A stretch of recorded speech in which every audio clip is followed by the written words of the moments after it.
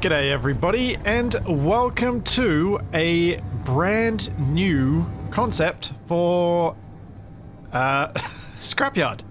And you might notice, one, this drop pod looks a little bit different. Because Nev, in his magic, has made it so that it does the random color thing. Two, you might notice a funny looking block on top. That we'll get to in a minute. The idea of today is that we are going to be testing a concept that I have for a Scrapyard playthrough, but we're testing it with a server which any supporter will be able to join, and will be live for the next 4 weeks to see what we can break before we do the proper one, so that we know what we need to fix in order to make it all work, because that's kind of important. Oh god, I landed a tree, aren't I? Oh, no, the tree, don't flip me! Good. Perfect. Why am I... Oh, I'm brown. Let me fix that. There we go. So, let me find a little bit of a good vantage point for this, because we need a good vantage point for me to show what's different about what we're going to be experiencing with this. The really big difference. Because there, you know, we did the Scrapyard thing, we made a train, we flew all the way to space with said train, and that was very, very cool. But there's more that can be done. There are plenty of different things we could do, and I thought, let's really change things up. And thankfully, with the help of the Full 76 and their modding ability, we have something that is very, very different. That is going to play very, very different. And of course, I can't see it! Hang on. We're going to do it this way. I'm going to use spectator camera because this is not working! You might notice in the distance over here, there's some funny looking fog. Almost tentacle looking. We're getting closer to that. Zoom, zoom, zoom. Where is it? Come on. Where's some low? There we go. This is what I was looking for. This is what's different. So yeah, there's some funniness with the fog effects, but ignoring that, what we have is a gigantic sea of toxic, corrosive fog that is set below a certain elevation. At the higher elevations, you will have standard Scrapyard. You'll have the usual parts you can find, so you can build up your base and build up bits and pieces. But it's going to be slow, and you might not be able to explore that large an area depending on where you start, because you might be stuck with this surrounding you. However, if you pay attention, you will notice that there will be scrap down in the fog. And that scrap comes from TFE, which means that scrap, it's generous.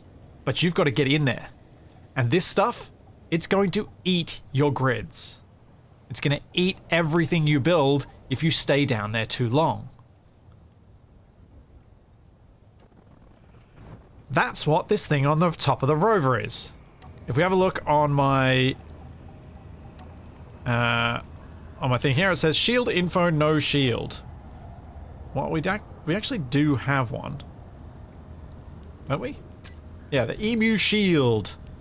But it's off. If I turn it on, you can see that we have a charge of 40,000.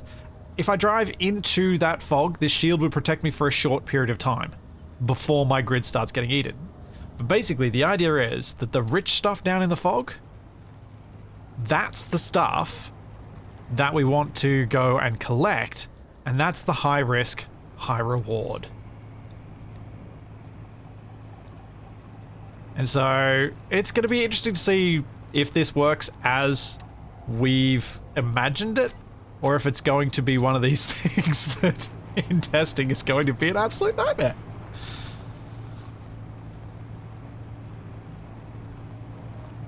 So we will see. But yeah, this is the beginning of a test server that we're going to run for 4 weeks. Should be enough time with no playtime limits for people to find all sorts of issues that we have to fix. Oh no, no, no, no, no, no, no, no, no! Well, I've got to respawn. Because I just broke my survival kit. Oh, my battery. Whoops.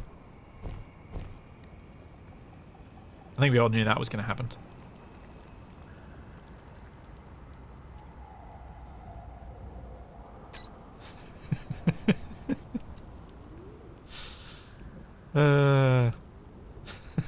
It really didn't take me long to break that. Also, space engineers? Space engineers? What are you doing to me? Taking your time. Let's try that again.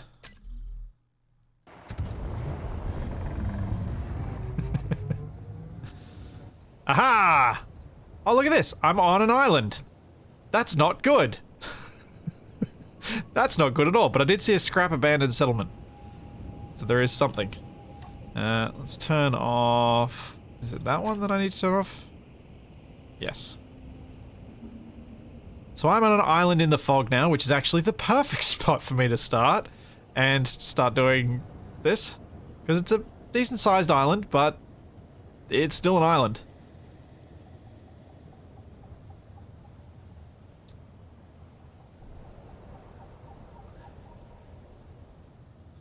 A practical example of driving into the stuff. Yeah, you know what? I'll do a bit of cheese and we'll just show off what it actually does before I continue on this rover. What I'll do is I'll copy paste this rover once we land and drive it into the fog and we can show off a bit right now. But thank you, Deus Links. Thank you for the tier 2 sub for 4 months. And thank you, Keldark. Thank you for the 41 months.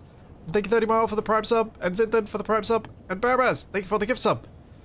And Unidentified Flying Cheese, thank you for the bits. And the 30 months. And Ratfink, thank you for the 35 months. And Elemental, thank you for the 100 bits. And Lishid, thank you for the Prime sub. And Test Unit, thank you for the 37 months. And Tony, thank you for the 34 months. And Sean, thank you for the Prime sub. And Dragnon, even though you might not even be here, thank you for the 62 gift subs that you gave me while I was streaming with Capac, but not online, so I did not notice that they happened.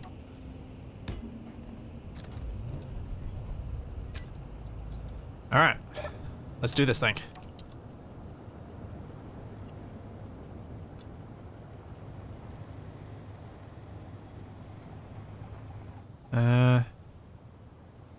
So as is being mentioned in chat right now, the fog does respect air tightness. So it will eat the things on the outside of the air tightness before it eventually eats through to the airtight space, and then it eats the stuff on the inside too.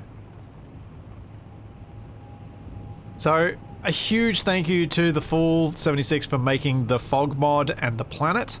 A huge thank you to Nev for setting up this scenario and making sure a lot of things were working.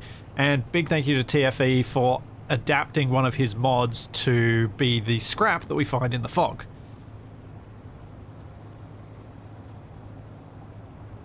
Nev helped a bit with the planet as well. Cool. Yes, Nev. Big thank you. What's the Betty Rover? Oh, this rover is going to break in no time. Because I'm driving it into the fog.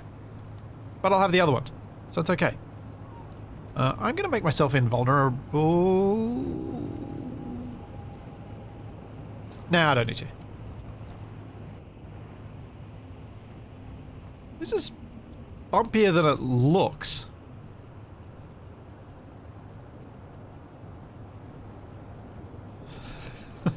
I also don't have any light. Yeah, I didn't think I put any lights on this. Let's turn my suit lights on.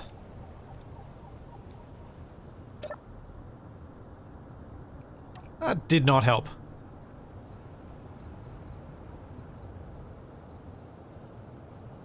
Yeah, the way it is, Bucky, I might not make it into the fog, so I'm going to do something that makes that more likely. We are going to go and get that. Put it into that. Construction components. Steel plate. Where can I steal some of those?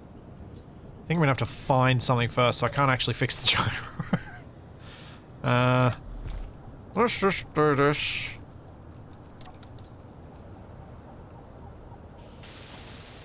Since we're doing a test anyway and this thing's gonna get deleted, let's give myself a gyroscope so that I don't crash getting just down the hill.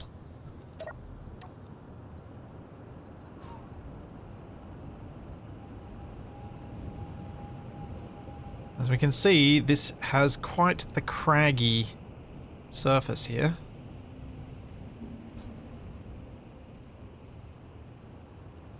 Oh, don't worry, I'll show with and without shields because the shield will deplete and this thing will get eaten. We are now descending into the fog.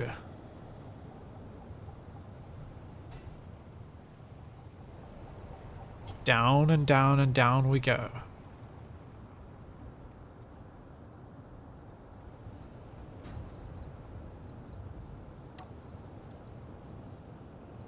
Shield is still fully charged.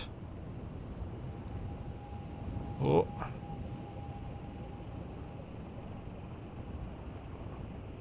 So if you're heading down into the fog, it's really quite important to mark the direction you take so that you know a way out, because it's about to get very difficult to see.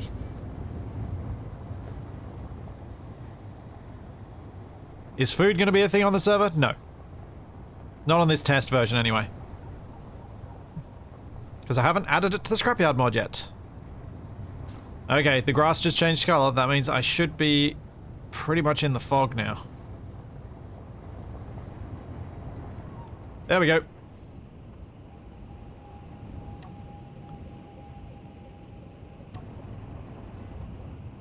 We're at 99%. You can see our charge is going down.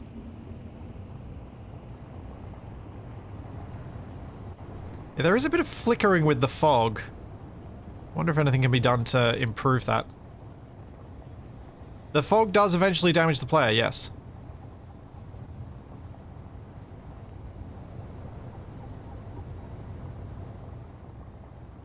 Also don't know why everything's... I think the sun's come out somehow?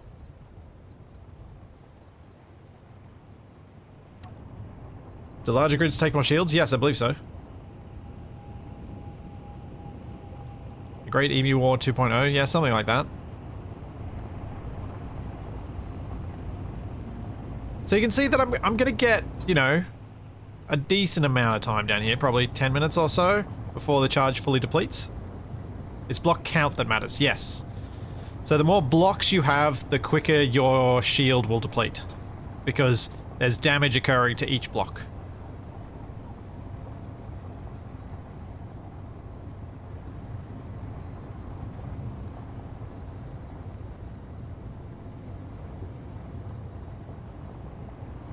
The reason for the shield is, well, otherwise you'd be losing something every time you go in.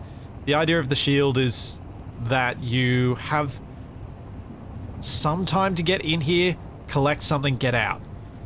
Hopefully encouraging people to go in, collect the one thing that they're looking to find, and then get out. Now, we're going to turn off the shield so that we can see this thing get corroded. Because I'm not going to wait the full time, or I'm going to die first. Because I'm already starting to take damage in my unsealed cockpit.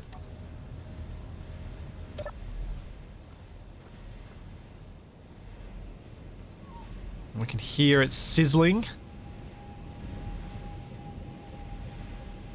And see the damage starting to accumulate on some of the blocks.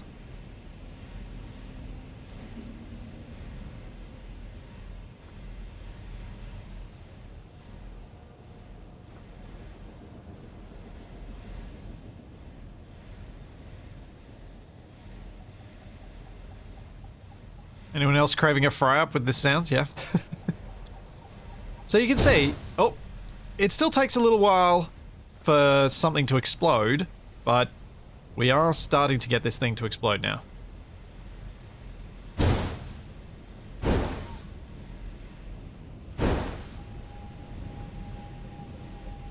And this is why you need to keep an eye on that shield. And the shield will work with event controllers, so you can set yourself up an alarm so that when your shield gets down to a certain level, you need to know you can do something about it and you can get out.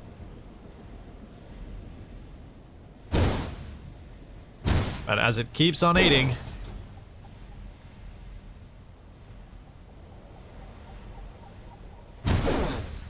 Barabaz, I see your highlight, but I have no idea to what it refers. Highlight that says, "This is a good question," as a statement about an unknown thing. Things have been done to ensure that the scrap that you will find will not deplete until you get near.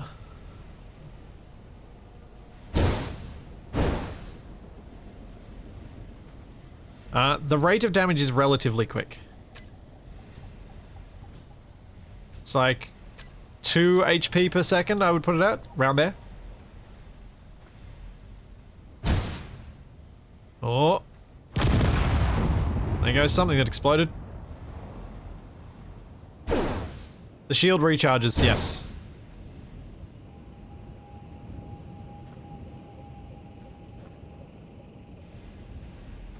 Now you might notice the survival kit has not taken damage. And the cockpit has not taken damage. We may need to make it so the survival kit takes damage. We have made some blocks immune, like wheels, in the hopes that you'll be able to escape. But we might need to make survival kits take damage, otherwise people could get themselves stuck in a respawn loop where they can't escape until they turn it off.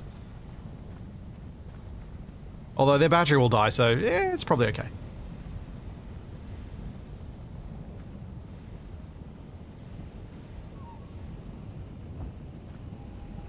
Because the thing will get unpowered, so that probably doesn't actually matter. But this is the sort of thing we need to test and play out, and we want to find out what's going to work, what's not, because this is obviously a big, big change-up for how Scrapyard's going to work. So we need to make sure that it's actually going to work before investing in a full server and plan. And I thought I'd stream this because there's just so much that's going on, and I think having you guys think it through as we're playing could be a bit of fun.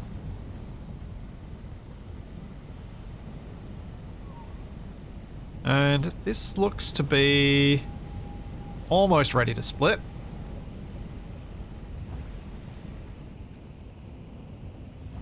Kazuna? No, definitely not. I would not want this toxic fog rolling over the planet and briefly damaging stuff, because that's just pain for no gain. That's creating busy work for people that's going to be frustrating.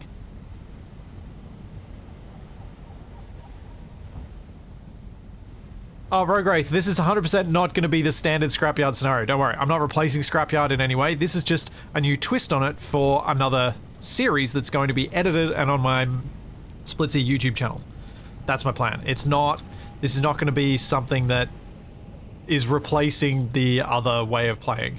It's just another alternative.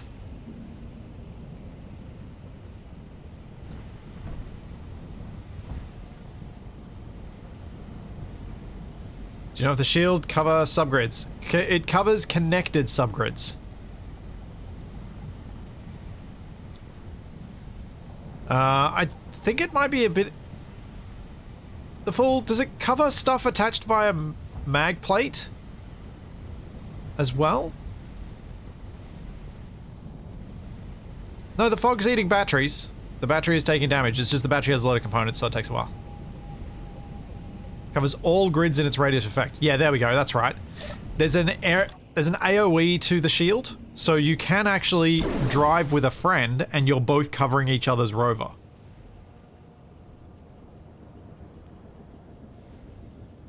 Because this whole thing was set up with Scrapyard in mind, and that's the way. So that's the way it needed to work. You bring up the terminal. There's a slider to determine the range. Okay.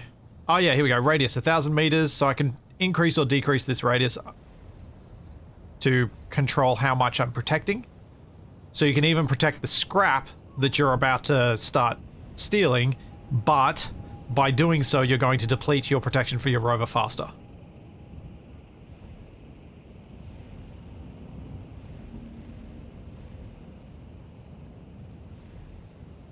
So that'll add some fun challenges. I don't think the shield can be visible, no. I think you just have to probably have a beacon near it so you know what the range is.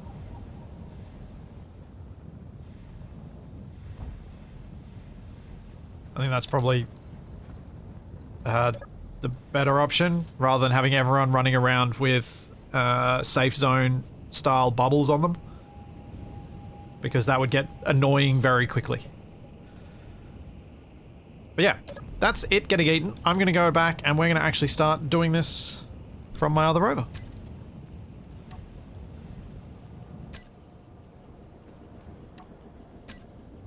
Which was up here.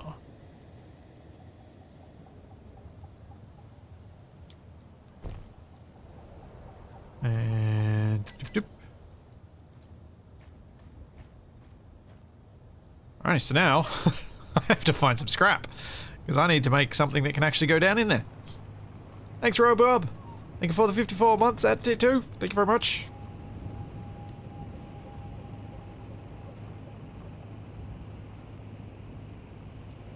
Yeah, unidentified. Oh. Oh no, that's through the fog. There's no way that's on my island. Alright. Great. Wonder if I could make it through that before the shield breaks down. Maybe that's the way to go. There are parts in my inventory from when I did the other gyro, so I guess you're suggesting that I have to get rid of them so that I'm not cheesing components.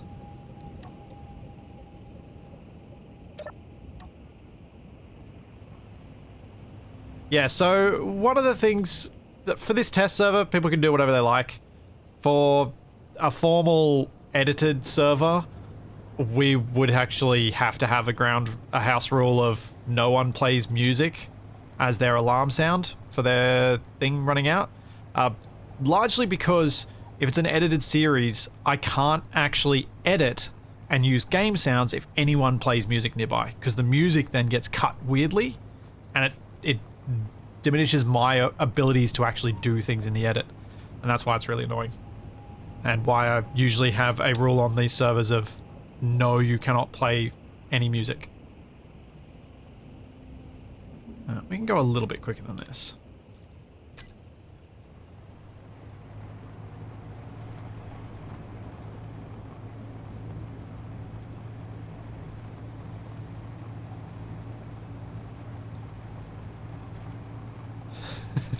Yeah, and Nenra, I've contemplated putting a sound block behind an element in progression that you can't actually reach, as a way to completely remove it from people's ability to make or even repair.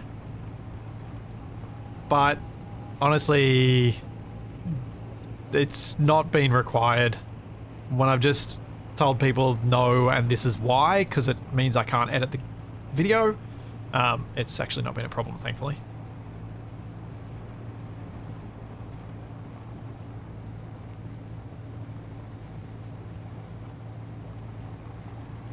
But the other thing is people, like, there's also mods out there that disable the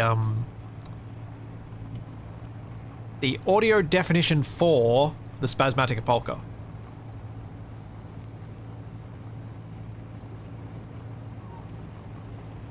So the question was raised about, are there going to be any enemies this time? And unknown. Unknown. Haven't decided what the long-term goal will be for this server when we play it properly. Gonna let that kind of figure itself out as we figure out how the game actually plays like this, and how fixing things like the balance of parts that we can get from the fog and outside the fog. And is the situation I'm in, where I'm on this little island, going to be just pure pain for people?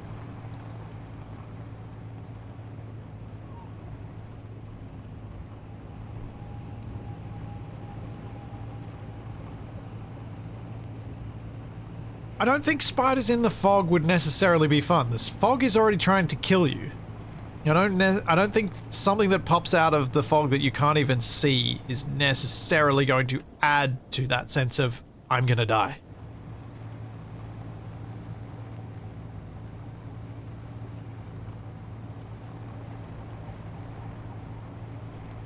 Huh.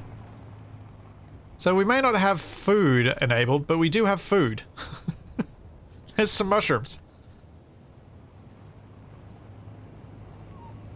And there's some more. And yes, the green is very saturated.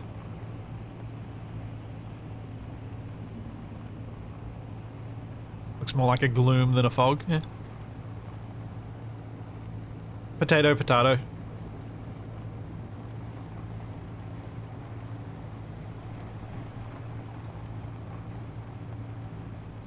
I mean, if we do end up adding food, having spiders outside, having spiders in the fog might actually be beneficial, because then you can get meat.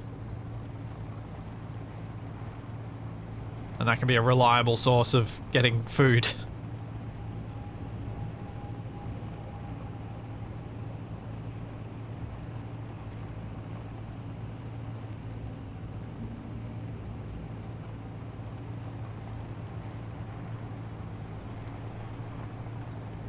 I don't recall the concept art for the alien planet in Enra. So, I think I need to do a little thing, because we're on a stream and this is taking forever.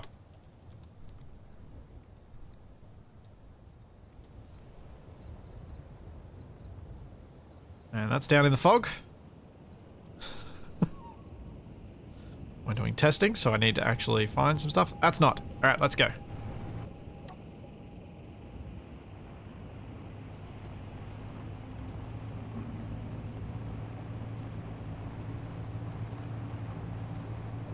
Tweak the meteors so there is a chance that a meteor could leave a temporary pool of corrosion. I don't think that's something to use here, but I am curious about the idea. Could you have, like, horrible fog spawned at the impact site? Could we have, basically, biological warfare munitions?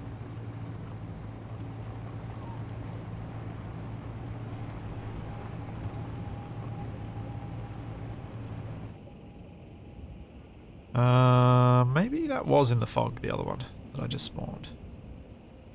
Well, I would have thought this would be 2Ks to this other side. Can't see it though. Oh, no, I see it. How? Wow, what a bit of spawn to get. There's a billboard amongst the trees. I'm pretty sure that's what I saw. Where is it? I've lost sight of it. Somewhere this way. The trees make this a lot harder. We may have to go back to a desert planet. There it is.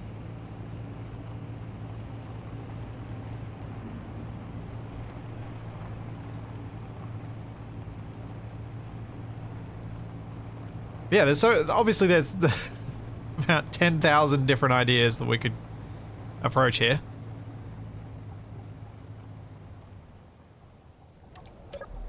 Yes, I have found myself a solar panel.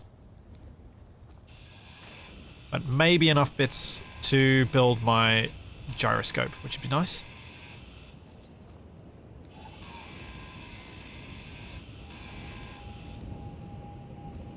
Or... how do you drive a Rover without flipping it every 5 seconds? Carefully. It's pretty much the only way.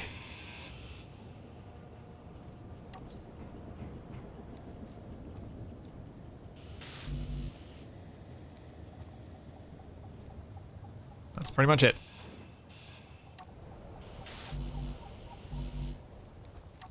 Alright, what else have we got here? We've got some more construction components, interior plates. There's no steel plate on this, is there?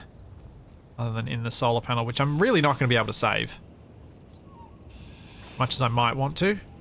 I think I'll just have to except that I'm getting solar cells out of it. So some of you might have noticed something, and some of you might already be aware of it. At the bottom of this solar panel, you can see that there is a construction frame 5 of 5.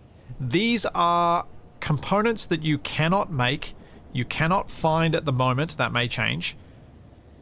And it means that you can't build stuff, but stuff is not hidden from the G menu. There are a number of advantages to this. One, it makes the mod more resilient to updates by Keen to the game. Two, if you're an admin on a server and you need to replace someone's block like a survival kit, you don't need a blueprint of that block. You can just enable creative mode tools and you can place it, which is really handy. Also, if you're someone playing on your own and something bad happens and you're like, I don't want to deal with this, you can just admin fix it. But it's really more for the resilience to updates, because Nev has written a script that automatically generates those components for any new blocks. So if there are new variants of existing blocks that Keen creates, those will be automatically blocked as the update lands, which is very, very helpful.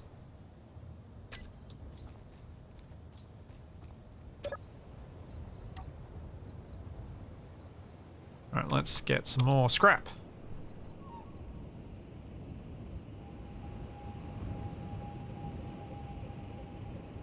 This way.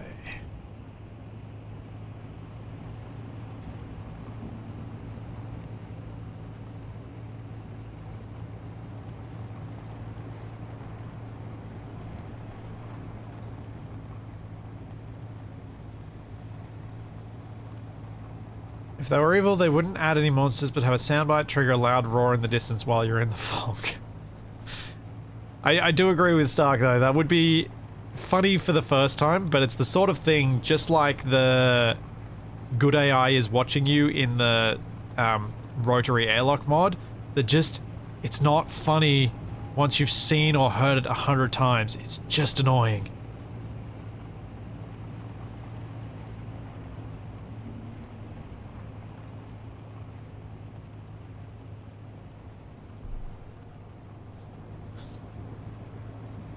Fleshcrafter, I thought timer blocks were blocked. Did I mess that up? I mean, I'm okay with them being blocked now. You find them in lots of the builds, so... Programmable blocks and everything else are blocked, so I think I just left timers in there when I redid it.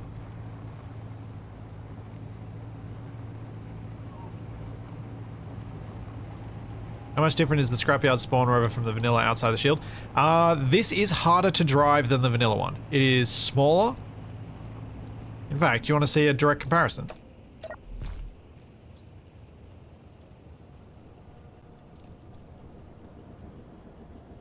We got to enable creative before I went into that menu.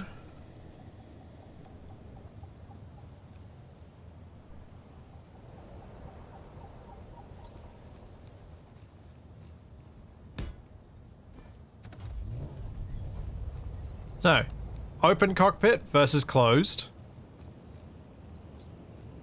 The wheelbase on the other one is actually only... Isn't even any longer? Yeah, it's one block longer. So it's really not all that different. There are more bits on this though. This has the top piston parts and other things like that that you can steal materials from, whereas the Scrapyard one is a bit stingier. As well, it's Scrapyard.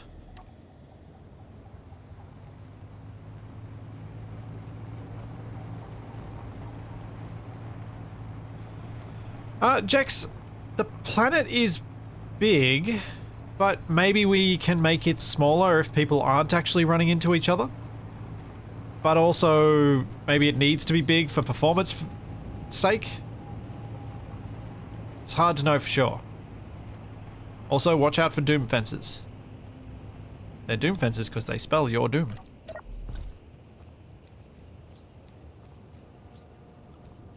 Do we have in here? I have a survival kit. I have a gyroscope. Not a lot else in there. Then we got a whole bunch of steel plate. What do I need for my gyroscope? Is there anything here? I need motors. Did any of this stuff have motors in it? That conveyor tube does. Yes.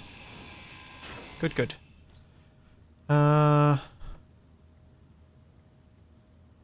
Need to grind this out.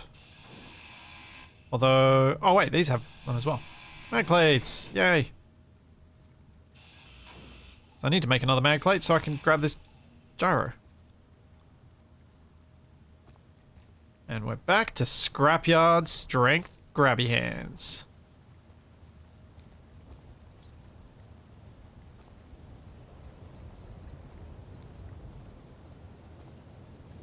Yeah, Jax, the planet itself might end up needing tweaking. Not sure. This is all stuff that's really hard to just theory craft. So so that's why we needed to run this server, because like theory crafting all this stuff is just hard.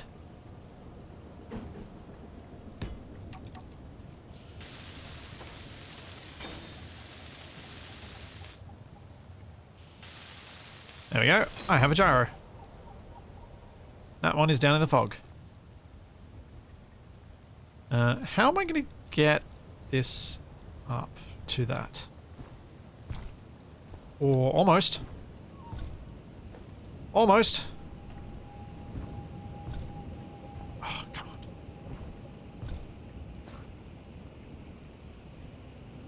Nuts.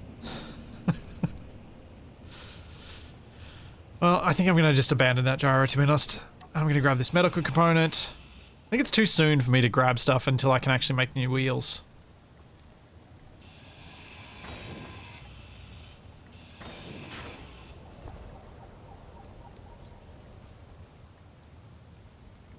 That's all just, yeah, there's nothing up there that I need. Why is the strength so low? To make you make a crane. If you can just grab your hands everything around, why would you bother building a crane?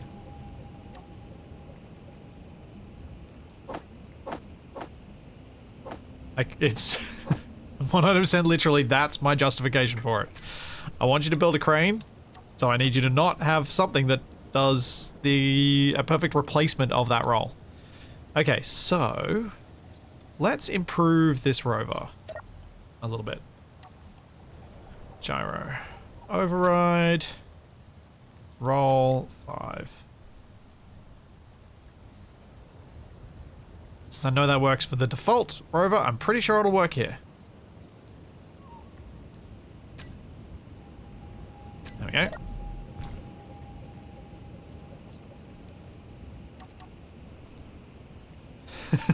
Does the mod come with a Frosty to set up a crane? Sadly not. That would be very handy.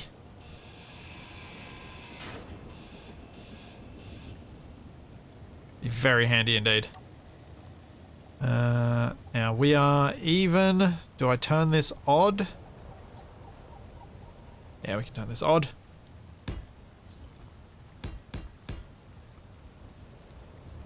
That's probably far enough. Don't want to go too far with this. But I would like to be able to drive a little bit more safely. Upside down, this is the left side.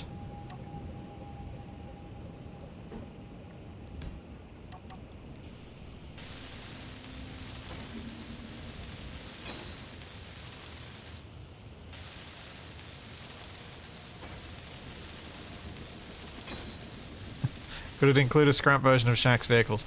Probably not. But maybe something... Like, I intend to add more scrap before the proper... Like, before we do the full server. That's gonna be a thing I need to find time to do. But that's why I wanted to start the test server now, so we can start seeing what's needed. What blocks have I not included that people are actually going to really need to have in order to play the game well.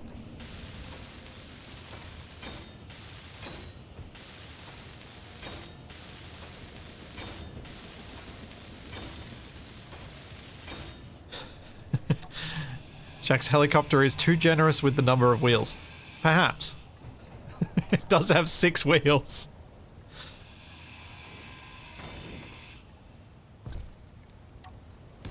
Oops, that's the wrong block. So I want a longer and slightly wider wheelbase to make this a bit safer.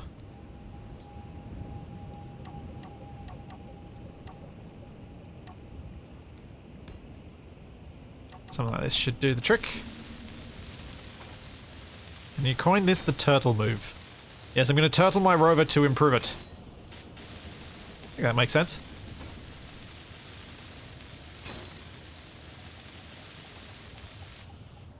Yeah, Bullslayer. Scrapyard is meant to be Junkyard Wars turned into a game style. A play style. And I think it does a pretty good job of that. Like, I know that's kind of self-aggrandizing a bit, but still. I think it actually does do a pretty good job of that.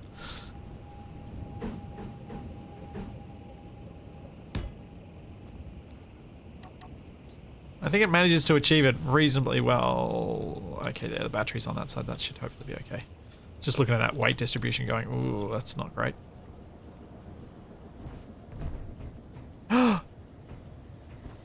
Wonder. I could have picked up that gyroscope. Did I grind it down? I think I ground it down. No, I didn't. It's just there. I have an idea. I have a really dumb idea. I think it's going to work. Let's grind this magnetic plate off. Let's put it near the ground.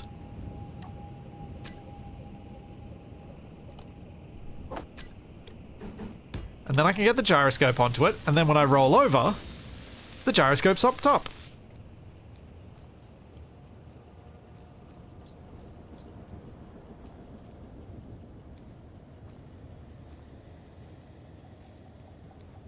Scrapyard, no idea is too dumb. True.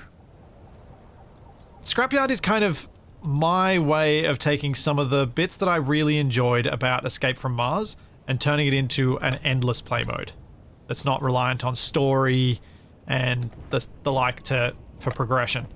It's the progression is within the random gen, so that you can hopefully play it more than once and still have fun with it. Escape from Mars is an epic scenario, and anyone who is on Steam, is playing the Steam version and hasn't played it, you should play it. Once you've got an idea of the game. Don't play it from the outset. Bad idea for a new player. But for a somewhat experienced player, you've got to play it at least once.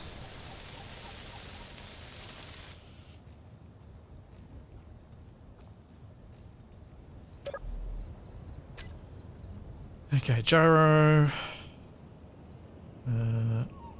Override on off. Let's roll. I think the grass is going to make it harder to find the small bits you dropped. Yeah. I'm thinking maybe the predominant surface texture is going to need to change. And alien planet might not be the right way to go. I think we might need something a bit more desert, maybe Martian in feel would work a bit better in the long haul. But that's a good thing, because that means if we're changing something like that, the proper run will feel and look very different to this one. There we go. Now she feels better. Although that's a problem.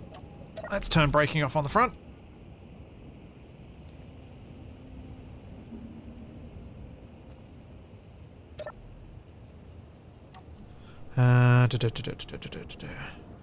No, I don't want Triton tenable because Triton's bleak.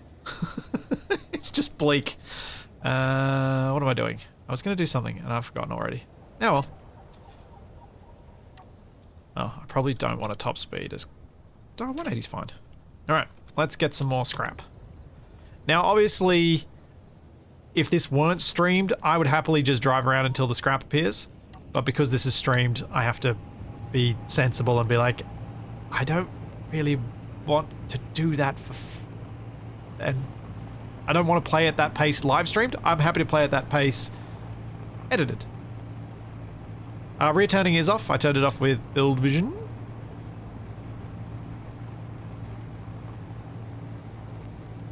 So I can steer fairly sensibly. I think I'm heading back to the scrap I left on the ground before. Or not? There's a new one. It's another billboard. Okay. Oh, there's something over that way. 4Ks away though, that's probably too far.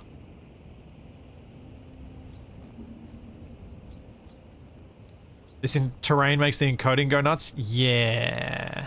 Let's, I don't think it's going to help if I turn off grass either.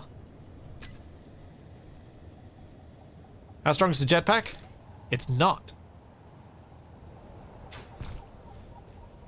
Typical Scrapyard jetpack. There's nothing on that for me.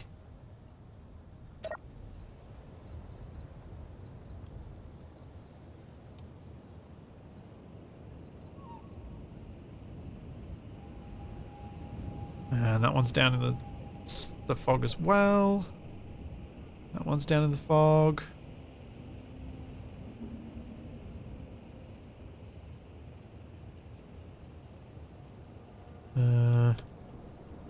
Hello?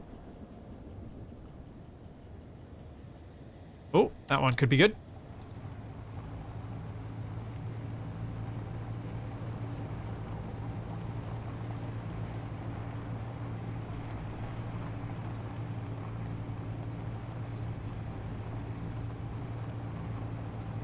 It's a shame with all the updates Keen haven't given us a decent way to get under rovers and bases without jetpack.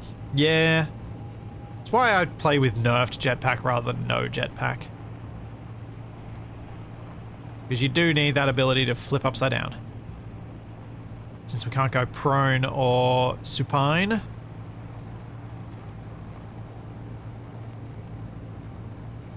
Nope, the buildings spawned in the fog will not just get destroyed. They will be okay. Because they're programmed that way. They'll be okay until you get there, and then they'll start getting eaten. So you'll have a time limit. Basically, the core conceit of the fog is to try and make a scrapyard setup where there's a risk-reward setup for scrapping quickly. For being able to get in there, get out, and get the piece you want, and pick that piece well.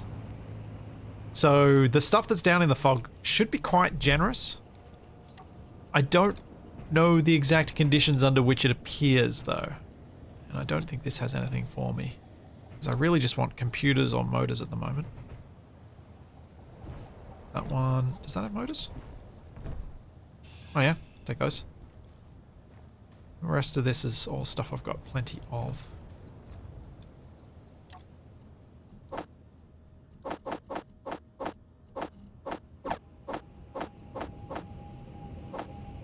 Go away, scrap.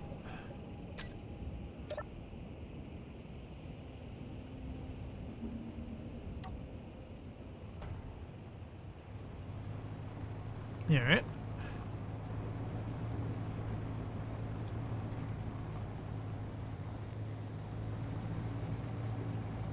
Besides the fog, are there any other big changes to the scenario? No. Intentionally so, because, you know, most of us are familiar with the way Scrapyard works, and I wouldn't want to change too much about the way it works. But the fog and what you can get in the fog changes things up, I think, enough.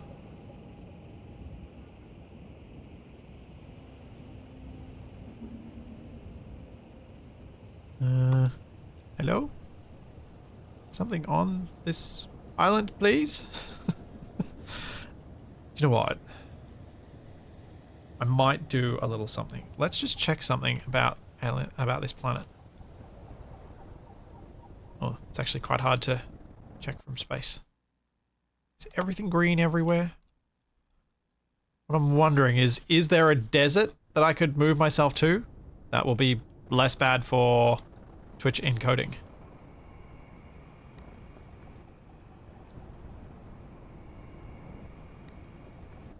Thanks, Founder Builder. Thank you for the Prime sub. We are up to testing a new concept for a Scrapyard server. The ice areas. Yeah, the ice areas are elevated though. And rocky. And mountainous. Not really, this planet doesn't really have biomes. Ah, okay.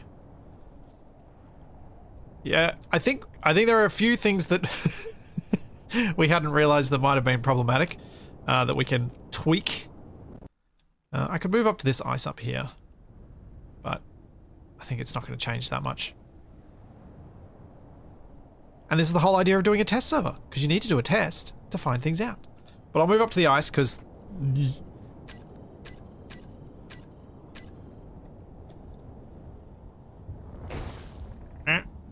There we go.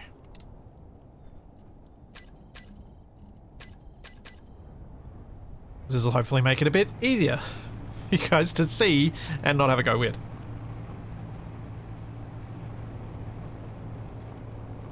Yep, back in Survival Impossible.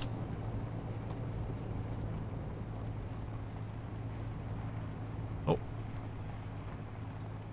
South. This way.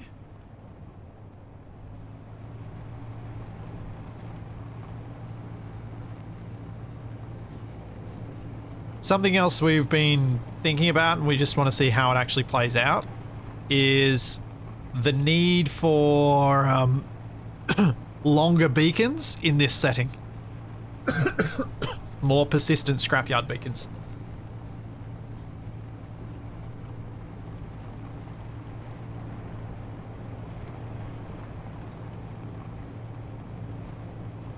There should be something in this direction.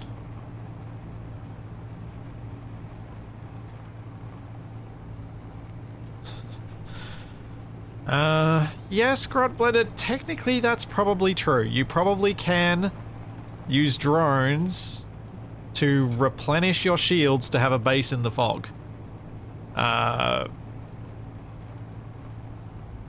You are going to be at a point in the game where I think it's perfectly fine for that to be your approach. By the point you can even contemplate doing that, because you would need so many materials to get to that stage. And that's end game, for want of a better term. So go nuts. Have fun.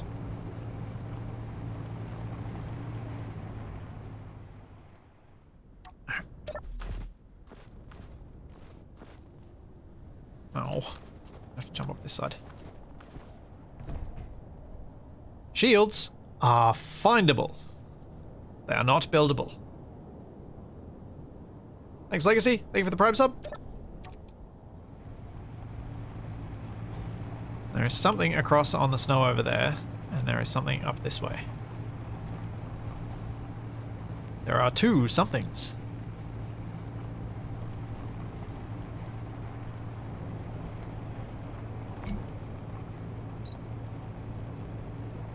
Shields are findable outside of the mist. That would be the intent. I don't remember whether we've added them actually to anything. I can't recall. We've been talking about this for a while, and my memories of specific bits are getting a little bit muddled. Yeah, John, Doctor, every single stream I do on Twitch goes up on Flipsy after the stream. Almost always the same day.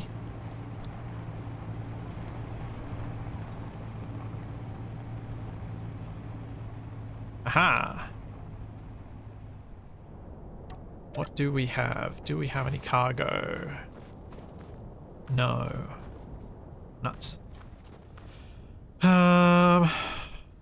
Think.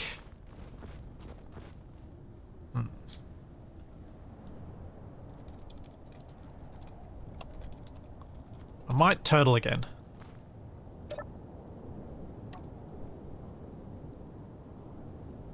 Actually, let's not do it in a position where I'm going to have to flip the roll around. Let's do it this way. I'm going to turtle, and I'm going to add 2 more wheels.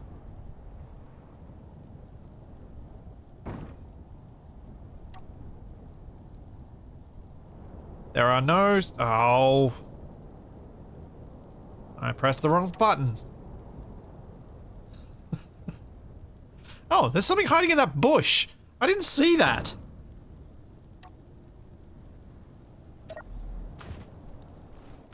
What's in the thing in the bush? I was doing a very good hiding job. In fact, it's so good I can't even see what's in there now that there's a big thruster in there. This is not the time of the game to find a big thruster. It's not useful to me.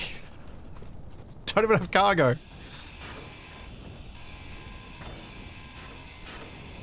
Typical. Just typical.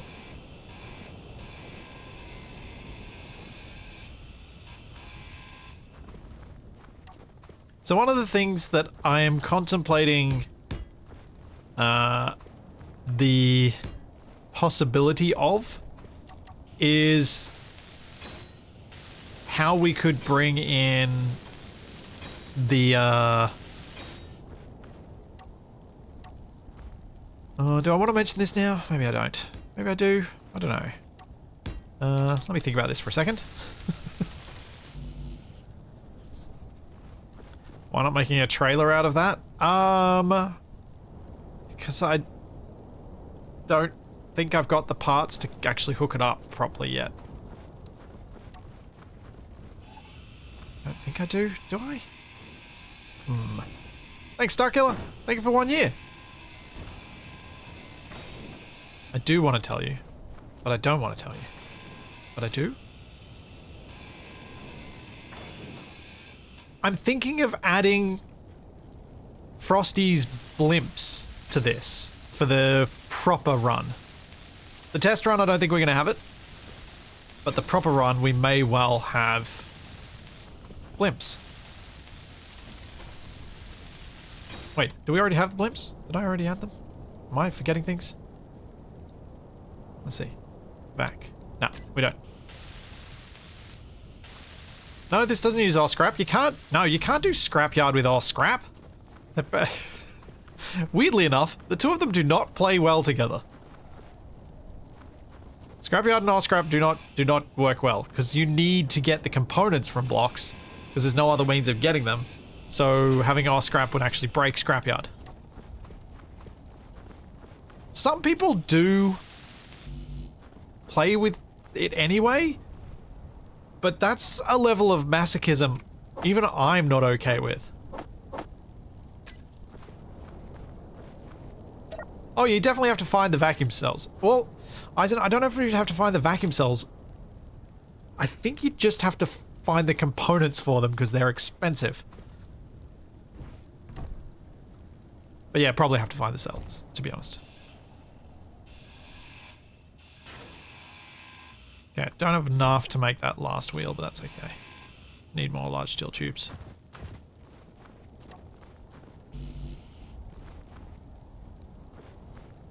Okay.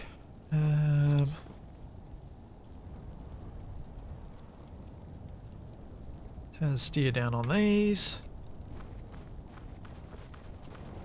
Let's roll and see what's over the valley.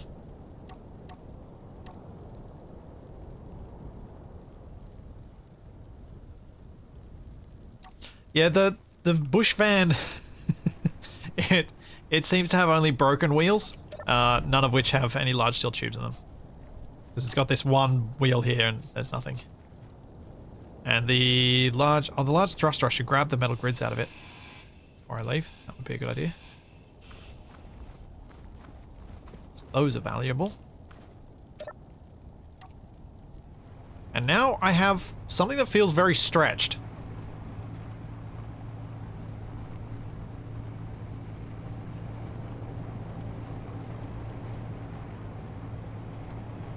It had small steel tube. Oh wait, did it have large steel tubes? Did I misremember what's in them? It did! Oh, I'm a dum-dum. Yeah, I'm very front heavy. I am very front heavy. There's not a lot I can do about that.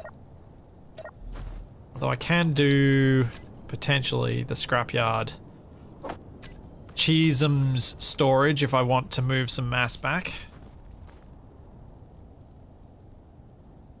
By trying to build connectors.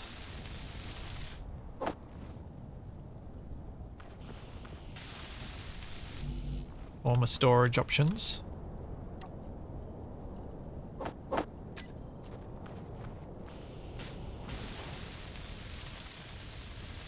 I still don't know where I stand on this being super cheesy or this just being playing the game. Still can't decide. There are no computers in there.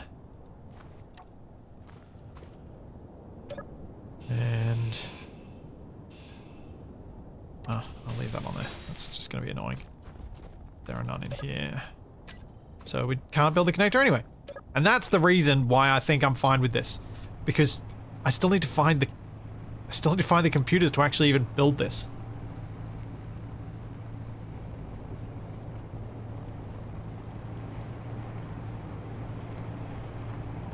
Yeah, it's awkward enough to not be chased. Exactly. That's kind of where I ended up falling with. That's kind of where my opinion ended up landing.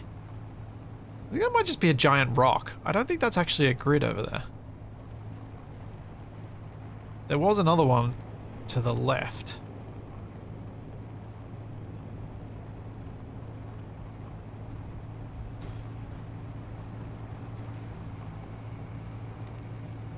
There are no rules for Scrapyard survival. There are mods that enforce you to do things that you... well, stop you from doing things that you shouldn't be doing.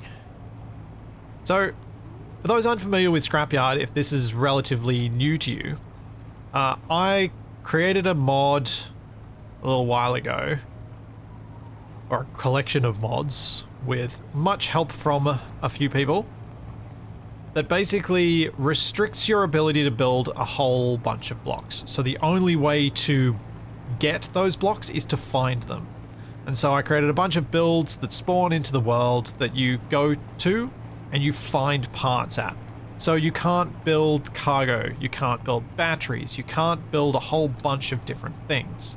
And they're all set up that way because it means that you get this sense of ongoing progression in Space Engineers that's just not there in the vanilla game.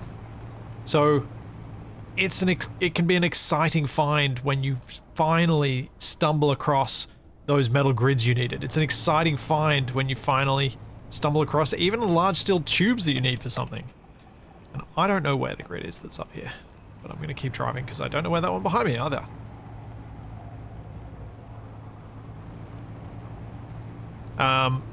So there's a bunch, oh there it is. There are a bunch of things like that that change up how you feel in the game a lot. One big example of something you can't do is you can't build power supplies. Any block that generates power, you can't build, you have to find it. And that means this would be the sort of building that you might consider making your base because it's got a wind turbine. This style of gameplay is not intended for new players to Space Engineers. It's intended for old players of Space Engineers who want a new challenge.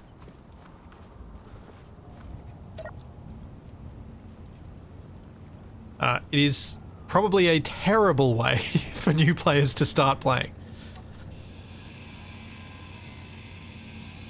because the restrictions are all quite challenging to work around if you don't already know how Space Engineers plays.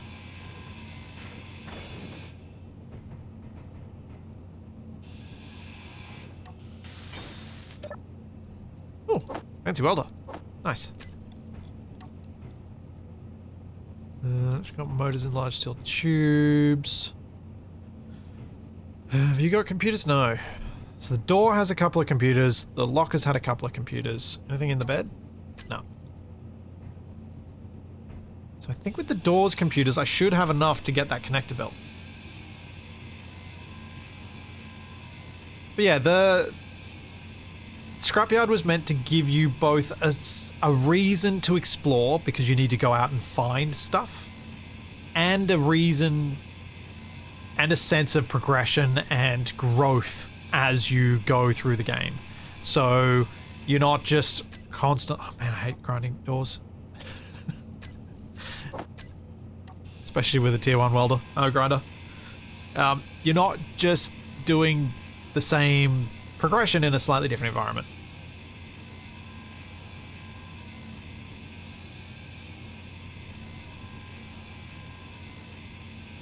And because of the randomized nature of the stuff that you find, each run should end up progressing a bit differently because you have to adapt to what you find each time. You can't just do the same thing every time and expect it to work exactly the same, because it won't.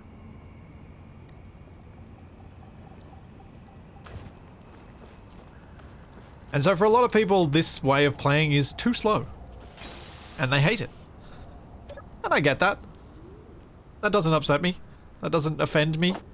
I totally get that this is not how a lot of people would want to play. It's how I like playing. But yeah, I can absolutely see why some people would be like, no, I don't want to play this way. This way looks painful.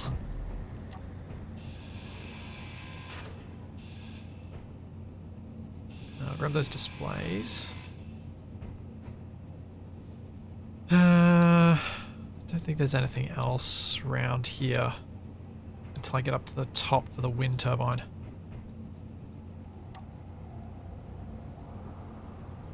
Which I can't because there's stuff on the side of this. Right.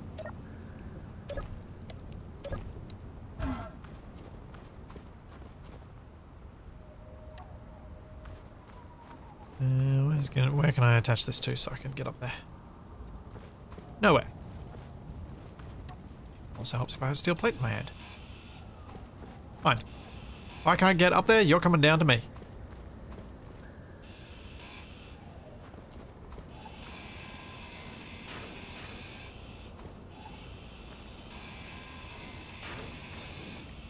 So food is something I do intend to add to this scenario.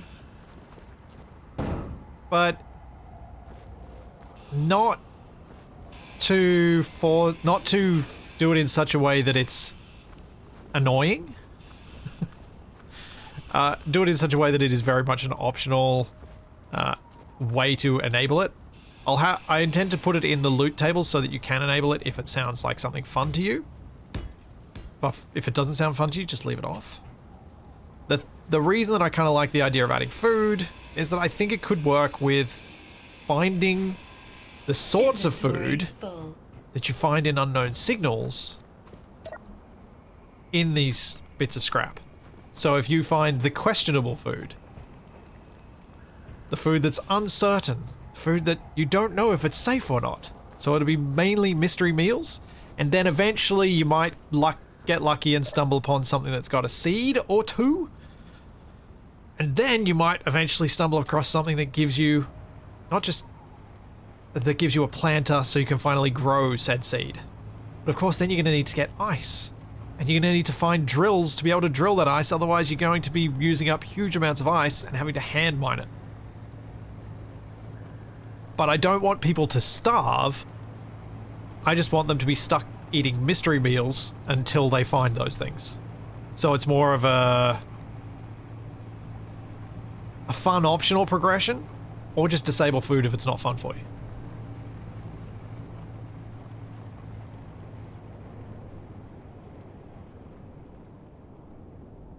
Again, reiterating I'm just spawning these because this is a stream and I am testing. And it is useful to know how often I need to spawn stuff to see how this will play normally. Unknown signals are 100% off. If you're playing even the old Scrapyard thing, I would strongly suggest disabling them. They are disabled by default in the updated Satrius start scenario. There's a lot of sibilance in that sentence. They are disabled because unknown signals are stupidly generous.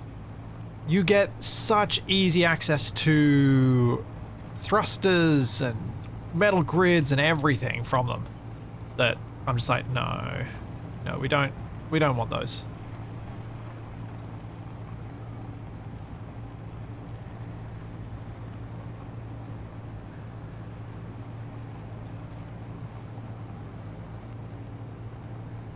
Of course, if you want to play with them on, that's up to you. I'm just explaining what I feel is my intended way for these things to play. Intended does not mean the only.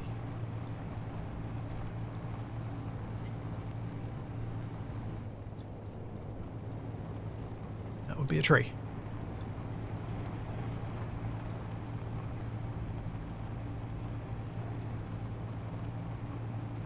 I mean, we had them disabled in the last Scrapyard server as well because they were busted at the time.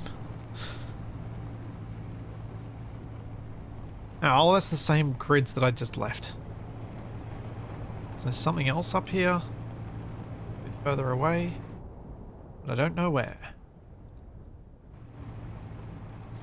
Oh!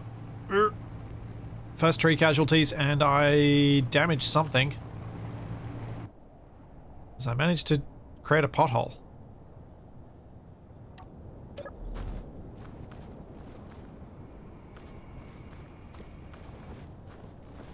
Okay. Looks alright though. None of the critical stuff's damaged. Alright. Let's just keep going. Thanks, Steinmeier. Thank you for 47 months.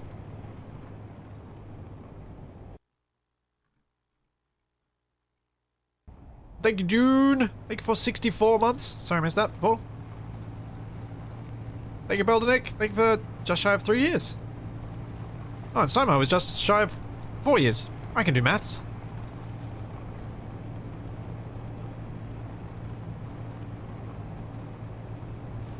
Fleshcrafter, if you want an easy Rover start, just make your own. It's not that hard. I don't plan on making one though.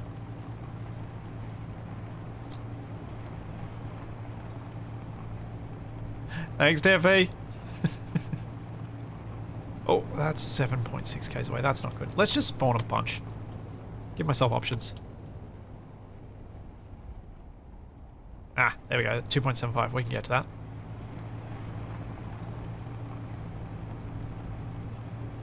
Thanks, Beldenik. Thank you for the gift sub.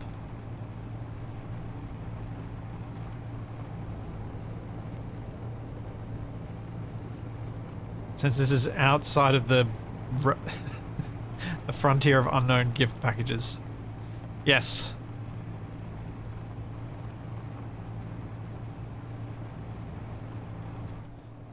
So one of the nice things about playing on a server is you do have a slightly higher chance of just running across scrap that someone else has spawned in, if you end up near them. One of the challenges that we had with performance on the previous server was one of the reasons why you kind of ended up, even though you're on a server, sort of playing alone in parallel a lot of the time, except for the organized events that I did. Which is that the more grids there are in the world, the more likely it is that the physics clusters that the game uses to calculate physics start merging and start becoming painfully large. Now, I just realized something I should have done a while ago. Let's see. Can I build myself a searchlight?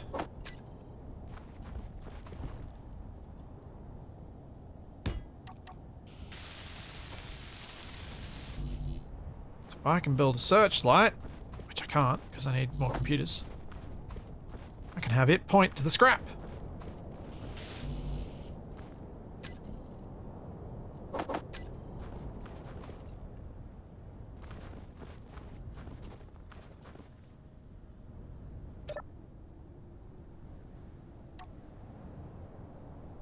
But I can't yet because I need more computers, which means I need to find more scrap first.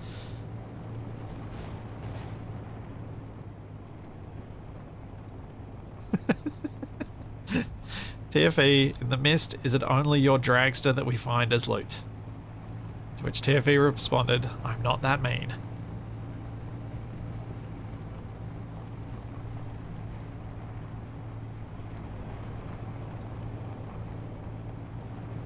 I've completely lost track of the thing that I was heading for in this direction.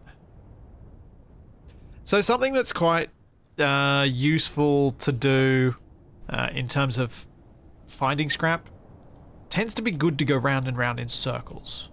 You know, the sort of thing you'd do if you had no sense of direction. I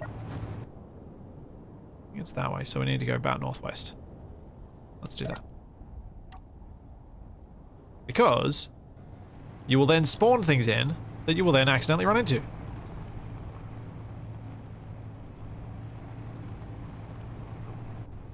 Whoa!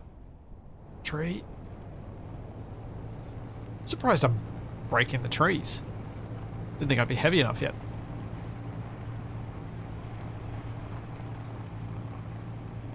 Something I hadn't really thought about with the trees. They add quite a considerable degree of difficulty to getting to the scrap, because you have to deviate your path a bit.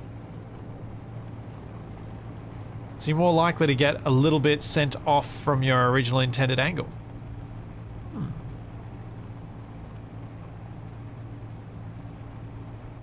That is an interesting issue.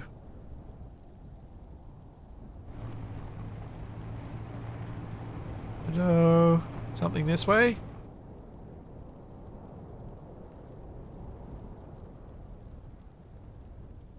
Yeah, I think we're going to have a bit of a think about what planet style.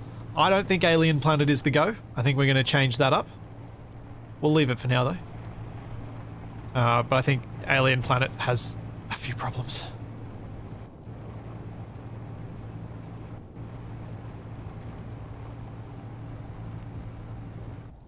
Hello? There should have been a grid around here somewhere. Unless I completely messed up my angle, which is probably what I did.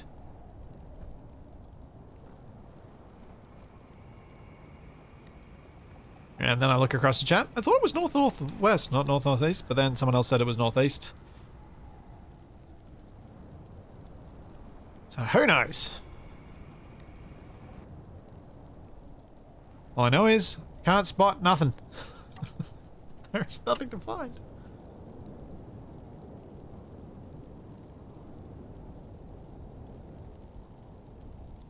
There are 439 prefabs in the fog scrap. Wow. So we're not going to be finding two of the same thing in a hurry. Although we probably are, because random gen likes to make humans think there's patterns even when there aren't. I really need to mark distances again. I've gotten out of my habit of making little GPSs because I was like, oh, I can find the scrap. I've done this before. I know what I'm doing. No.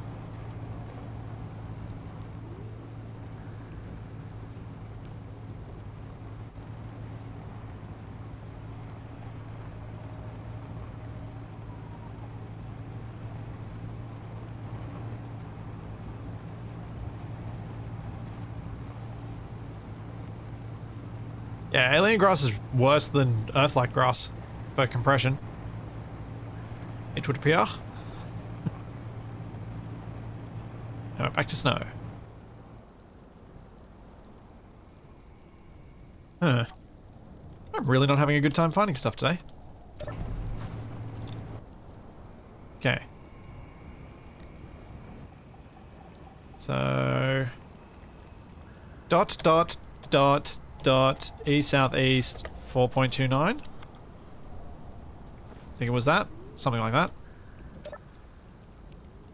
Helps if I actually write GPS and that.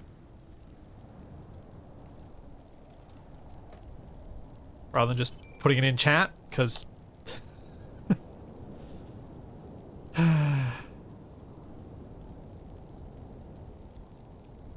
And this is where people are like, you know, you can change the compass to degrees. Yes, I know.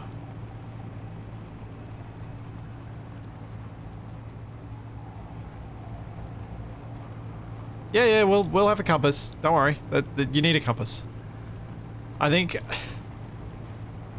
much as it can be done without the compass just simplifies an otherwise not fun part of the setup.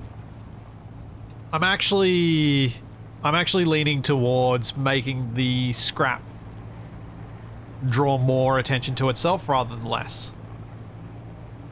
Particularly if we end up with an environment that has trees, because this is a lot harder than the sand dunes. Sand dunes is really quite easy to find stuff, and you can find stuff without markers, no troubles. But this is actually quite tricky. So I think we'll change that up as well.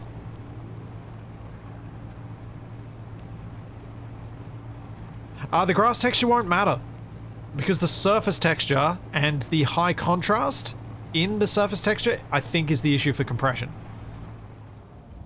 So it's actually the alien surface that's glowy that's the problem here. That's the compression problem. Because you've got bright next to dark in lots and lots of spots. And the grass doesn't actually, I don't think, significantly changes that.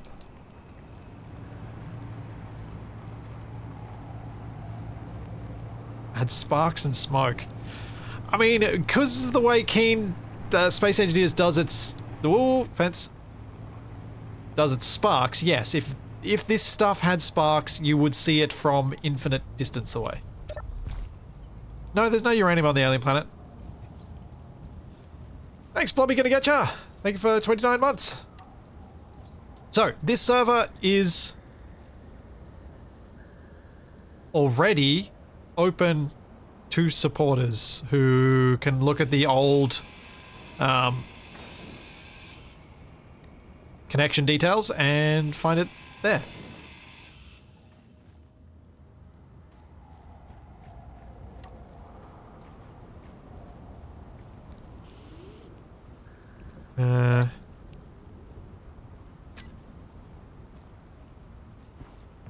Don't go crashing the server yet, though. That would be preferable.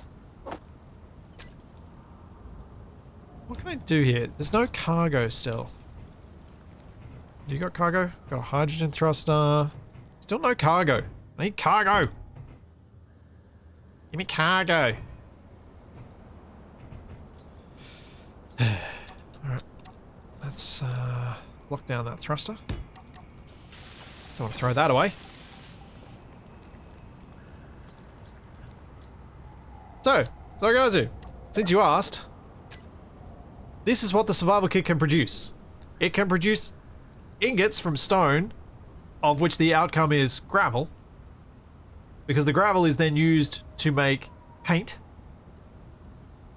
Scrap metal can also be used to make data pads. If you manage to find some iron and silicon, you can make canvas. And if you manage to find some iron, nickel, and silicon, you can make a paint gun. That's it. Nothing else.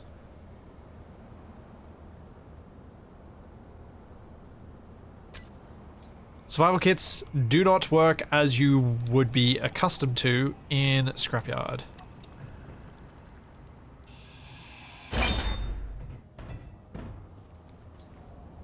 As I intended. Also, survival kits can't break down components anyway.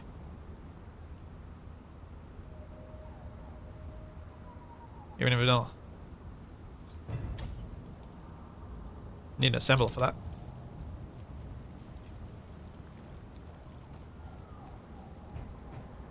What have I got in my inventory? I don't really need to keep all of that. It's pretty bulky and we find them everywhere, so let's get instead these motors.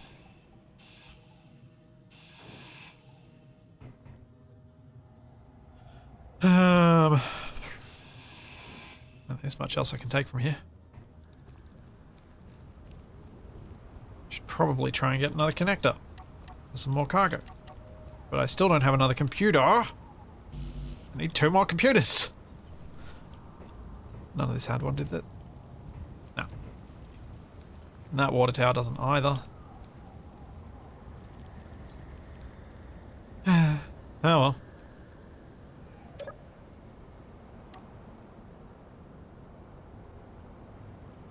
At this stage, no mod list. When the proper launch of this series comes about, I will probably make a scenario that I'll publish to the Steam Workshop at that point. But at this stage, no, I'm not publishing anything because this is a test and I don't really want to deal with people using my test version and not realizing that it's a test and it's not set up properly and no. Inventory full.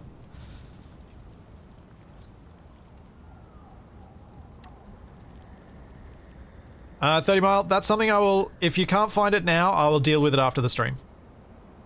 I'm not going to go sorting that out while I'm live. I think what I'm going to have to do is put a seat on here and have the really annoying storage.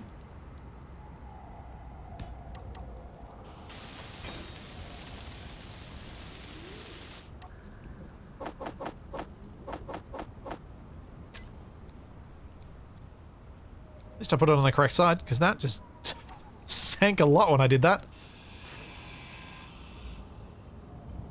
Okay, battery.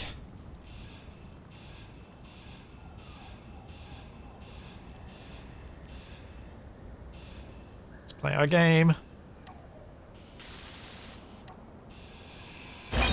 Yeah.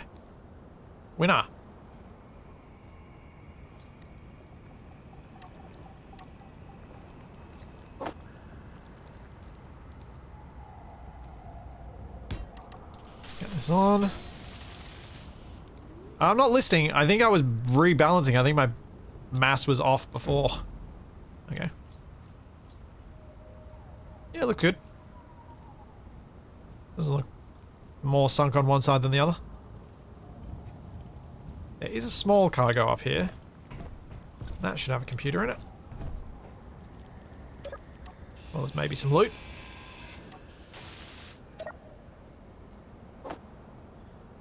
Ammunitions and large steel tubes.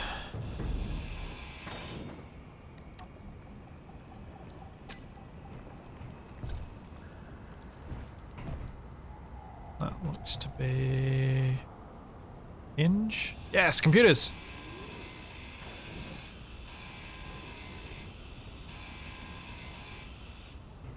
Huzzah! As I take apart this piece of farming equipment. Yep, you'll need to register your ID to the Steam, the Discord bot. Yep. Searchlight. Aiming radius. Target neutrals.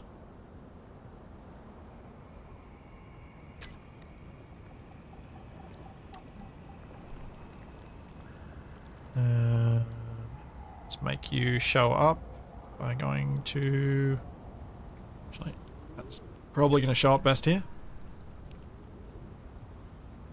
Searchlight, why are you not targeting things?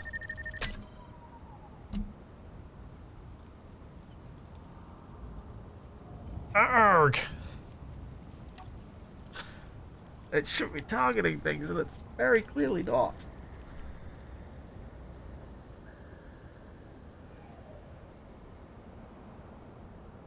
Server joining is locked down, you didn't open it. Ramon, I don't know how to fix that. Never had the searchlight work properly on DS. Yeah, Ramon, I don't actually know how to fix that. We'll have to wait for Nev to fix it then. I thought it was just open. Because I was just able to connect as usual.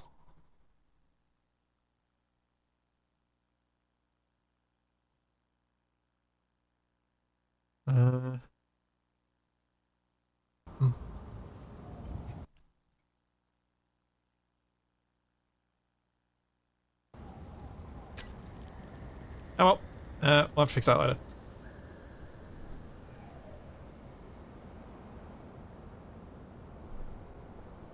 Now, the searchlight's not working. That's kind of irritating, but there's nothing I can do about it. So we'll just pretend like it works and keep moving.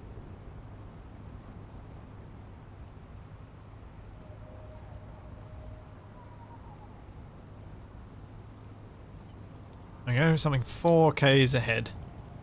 Just to the left of east-southeast. We can get to that. But before I head in that direction, I am going to take a quick bio break. I'll be right back. This one.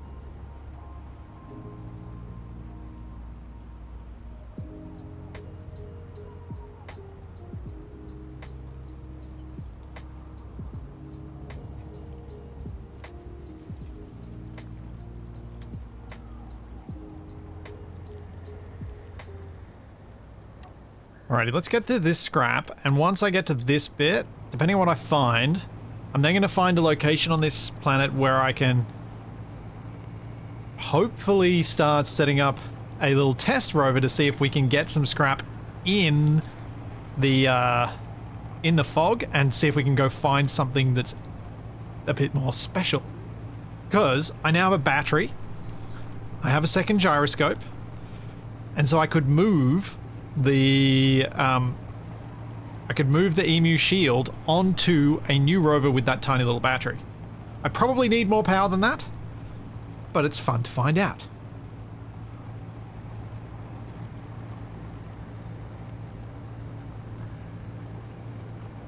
I think it'll be interesting to start messing around with the new stuff as well.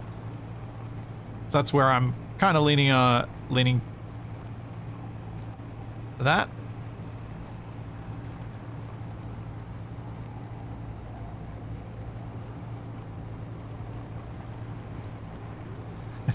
Wait, there's emus? No, just emu shields. No dinosaurs here.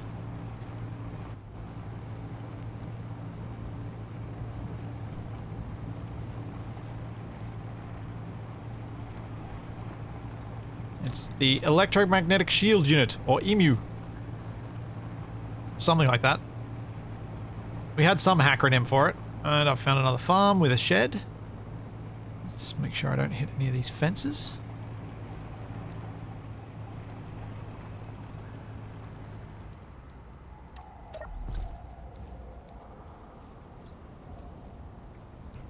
Oh no.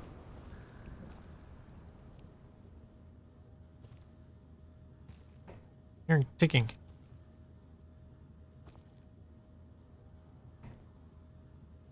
Doesn't seem to be anything that can explode, though. Okay, we're alright. Let's check these containers.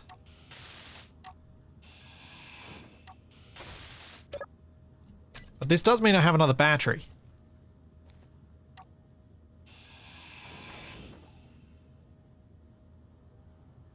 I don't need these timer blocks yet. Let's just get their computers.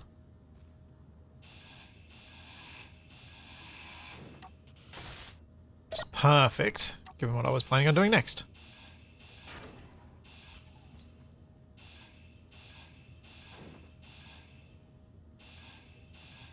Okay, now very carefully, surgically extract the computers. Excellent. We have a battery.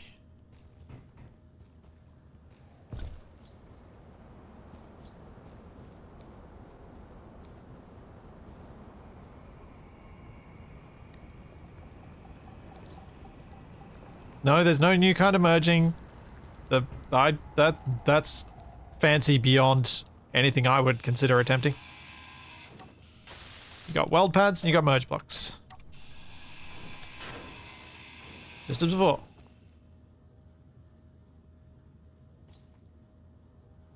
I mean, Grunt Blender, in Scrapyard you were never shooting batteries. You're always collecting them. You never wanted to shoot them. They're important. They are valuable. Don't really need these vents just now, but they'll probably become valuable later. That gyroscope might as well be taken though.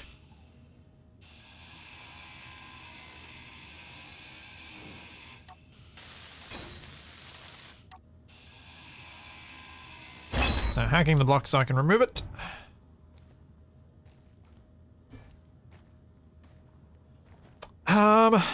A mini bike is probably not a great fog vehicle.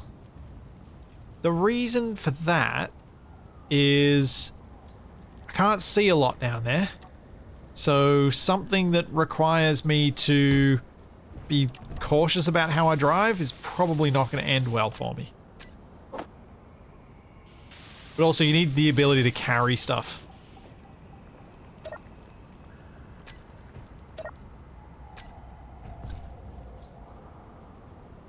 Let's roll over and Oh, now... Oh.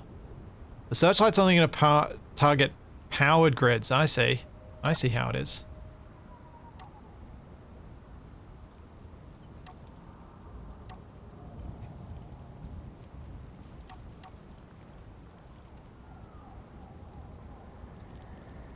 A mini bike accompanying another person on a proper Rover isn't bad though. Yeah, agreed.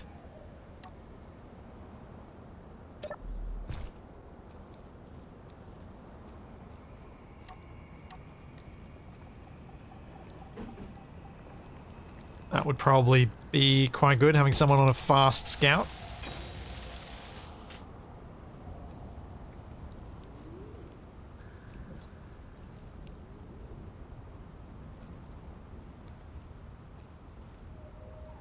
Huh?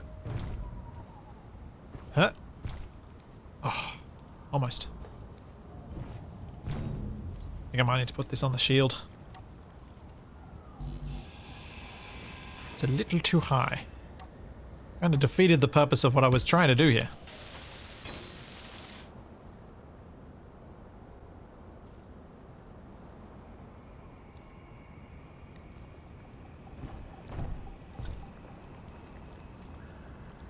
Yep, it's locked. Awkwardly, but it is locked.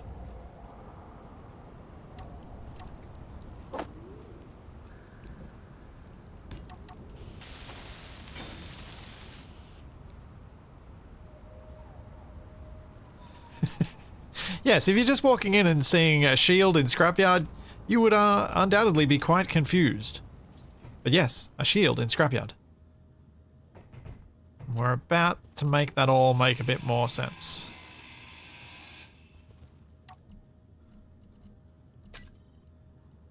That appears to be all of the good stuff from here. The only other thing I could consider doing would be to topple the wind turbine to get its parts.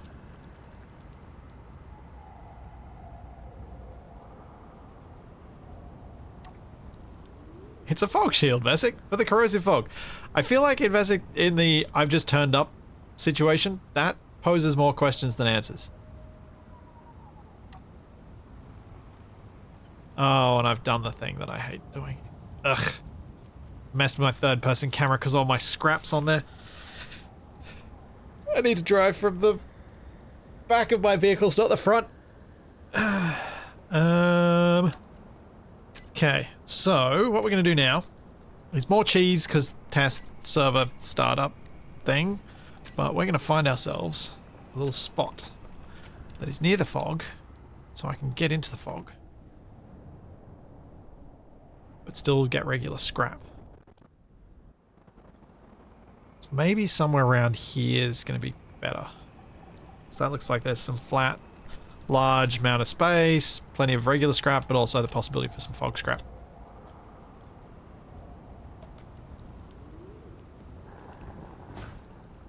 There we go.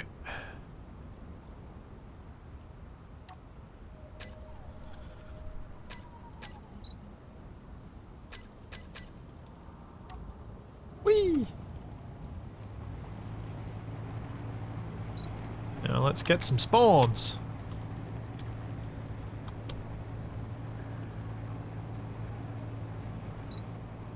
There's something up ahead.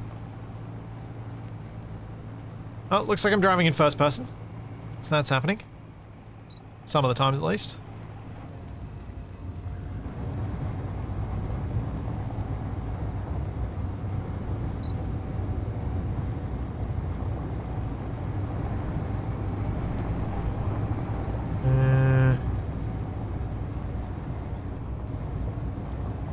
Me and these admin hacks today. Yeah, I was hoping I would get lucky and we'd have just stumbled upon a setting that would be working okay, but yeah. If you recall, when I did my original Scrapyard test when I was making the mod, we had chat being able to call in extra spawns because the default rates were not good for streaming. Fine for other forms of content and just play, but terrible for live streaming. You just need more stuff happening.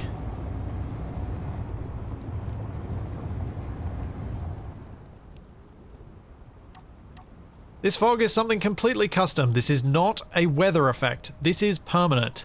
The lower altitudes of this planet have this fog at all times. It is highly acidic. It will break your stuff, but there's fancy loot down there.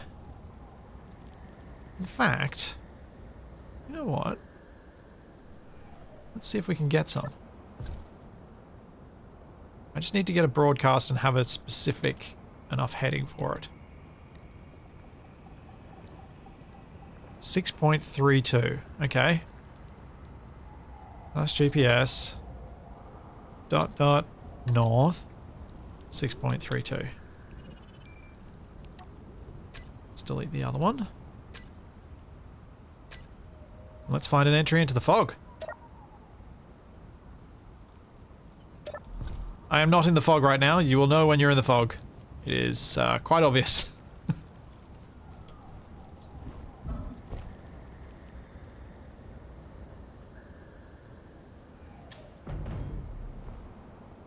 Yeah. That gyro was not in a good spot. Gonna have to move it. You think that's Scrapyard stuff on the other side? What? Are the beacons different for your mod, TFE?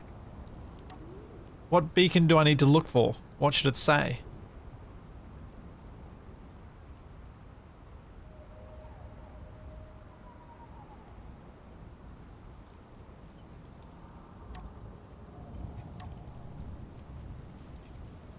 The fog scrap gives you a GPS. Oh, so I haven't had a single bit of fog scrap yet. Interesting.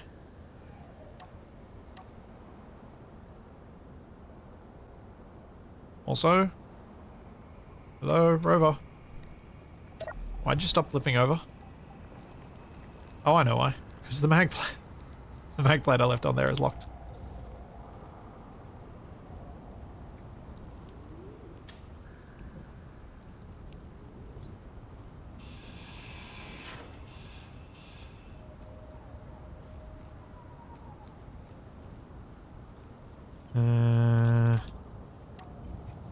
Maybe here I can get the gyro in without it messing with my camera too much.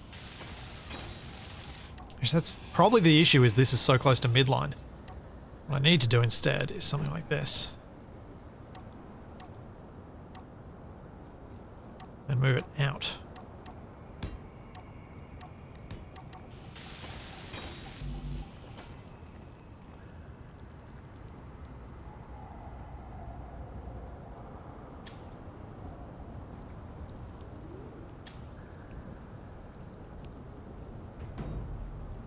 And there, that's gonna have auto lock on. Find my gyro and hook it back up. Oh. Second there, I didn't think I was gonna find my gyro.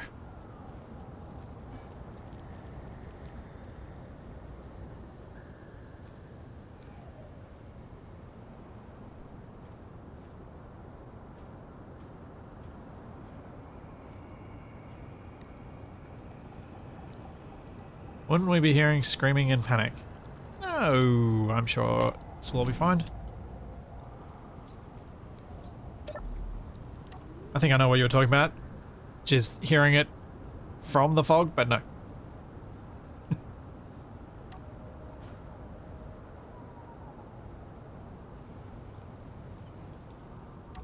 Okay, let's get some... see if we can actually get one of these things to spawn.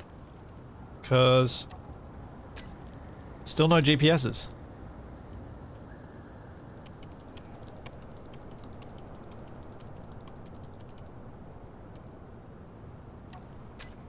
Still no GPSs. We may have found an issue.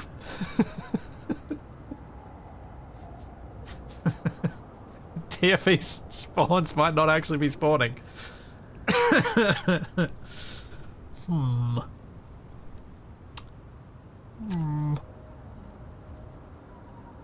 Yeah, I might need to do an explicit command to get one of them.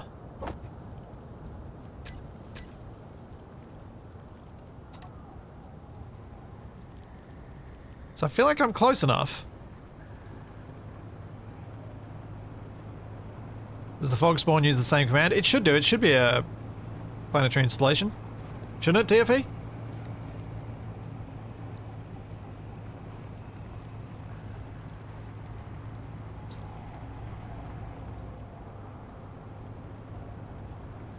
Yep. Confirmation, it is indeed the same.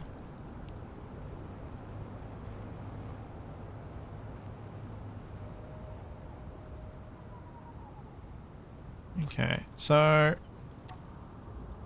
slash GPS exit. Let's turn this on just so that we... Oh, don't go fast. Do not go fast. Slow is smooth and smooth is fast, but fast is deadly.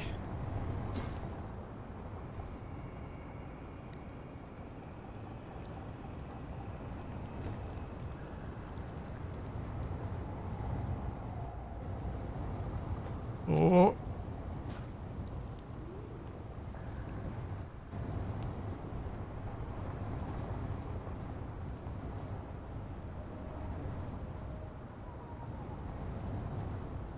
Model and icon for the shield are placeholders. Chipstick is working on proper ones. Cool.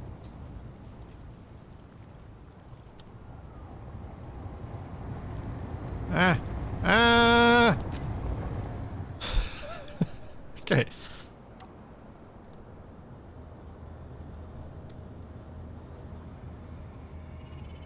Hey, there we go. Now we're in the fog, we get stuff.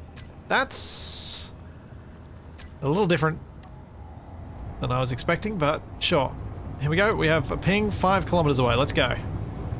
We are down to 91%. We're already 10% down.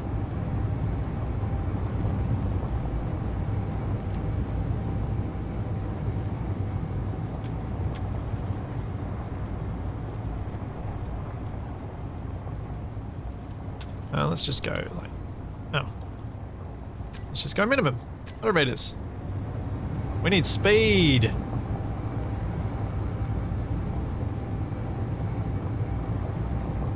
Yeah, not getting one to lure you in is not...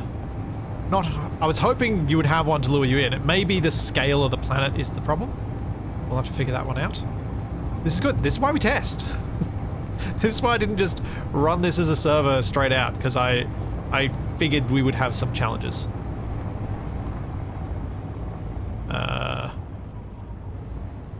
Well, that's not the terrain I was expecting.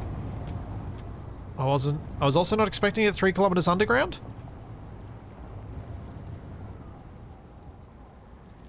No, I'm going uphill. I have no sense without looking down here. Must be around this way. 79%.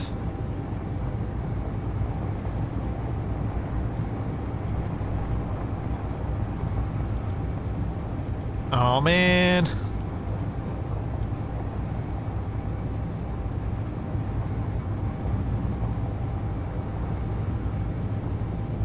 I was hoping for a straight shot to this thing, and it is not playing nicely.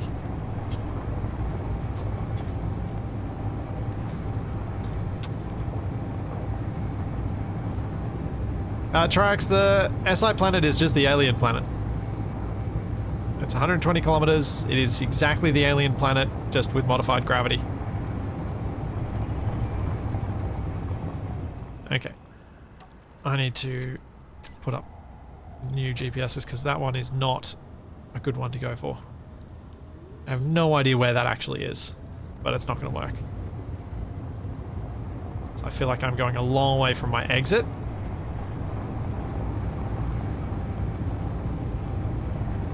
Oh yeah, and reduced door spawns, that's right. No, I didn't do custom size for the SI planet because I couldn't think of a reason to. Thanks, Johnny. Thank you for 30 months. Sending to get some charge. Yeah, fair play. Find the scrap, get close enough to it, and then see if you can find a spot where you can recharge. It's probably not a bad idea at all.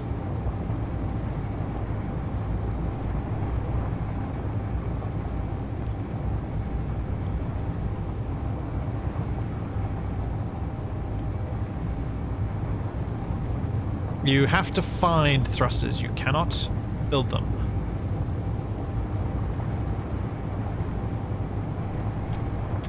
Alright, 61% charge.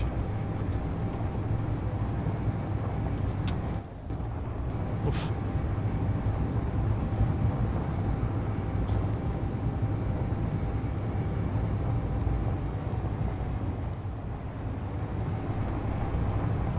What have I found? Now I'm closer to home than I was, so I hopefully don't need to run at 50%.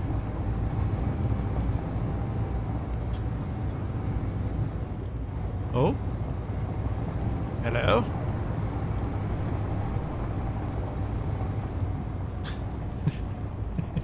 So, this is what I've found.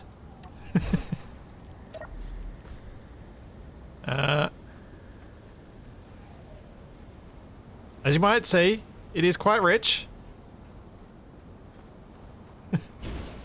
we will obviously need to tweak that, but also, how do I get any of that? Like, what could I actually do to get any of that? I need to move back. Make sure my shield isn't protecting that. I'm gonna run in. I'll take some damage, that's fine. But I can't even go and grab the components from these, because what can I do with them? Without an assembler, they're useless to me. I did lower the range on the shield, yeah. So what is actually useful to me here? That's the big question. Like, ion thrusters aren't. I can't move them, I can't do anything. There are reactors, but how am I going to move the reactor? The reactor might have some uranium I can steal, that could be useful. Oh, this is absolutely painted in retro future. Oh, gold? And it is already starting to take damage, but I also don't have time. I've got to get out of here. My shield's down to 43%.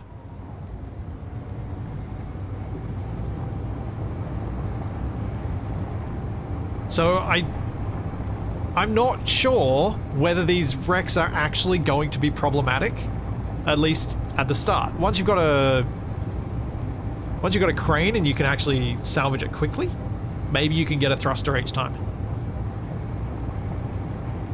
But later game, yeah, these would be useful. In the early game, you just need to stay on the surface, really.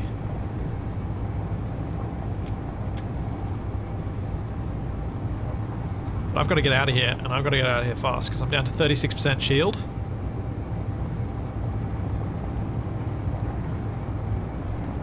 Well, even a grinder rover isn't that useful unless you've got something to actually use those components for. Like, we don't have any ion thrusters to put those thruster components in, and because we don't have an assembler to break them down into stuff to turn them into fancy tools, they're still not useful.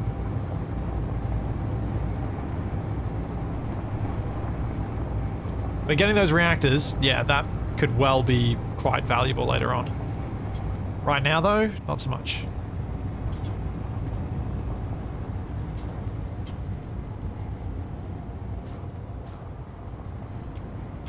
Shield is still going down. Man, I hope I can make it up this hill. Please make it up the hill. 28%. Come on. Come on, little Rover, you can do it. And we're cooling down, we're clear. Okay.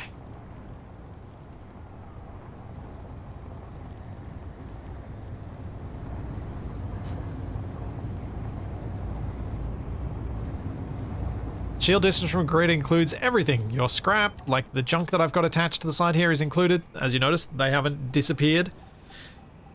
The emu shield probably needs to work alongside the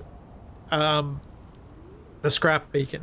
Because the scrap beacon protects you from server cleanup. The emu shield, unless Nev has changed that so that it's actually doing both.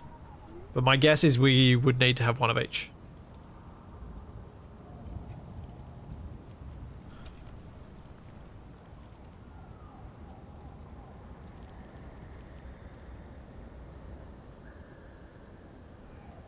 I think you need a team, a grab man, and a driver. Yeah. Yeah, it probably is one of those situations where having having like an actual team has a legitimate advantage.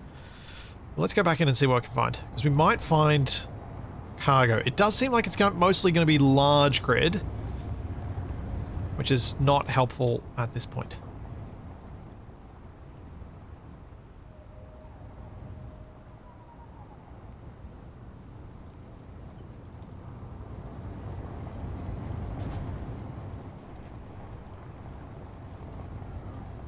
Yeah, Lowen, I honestly, in Scrapyard, never really found the idea of, come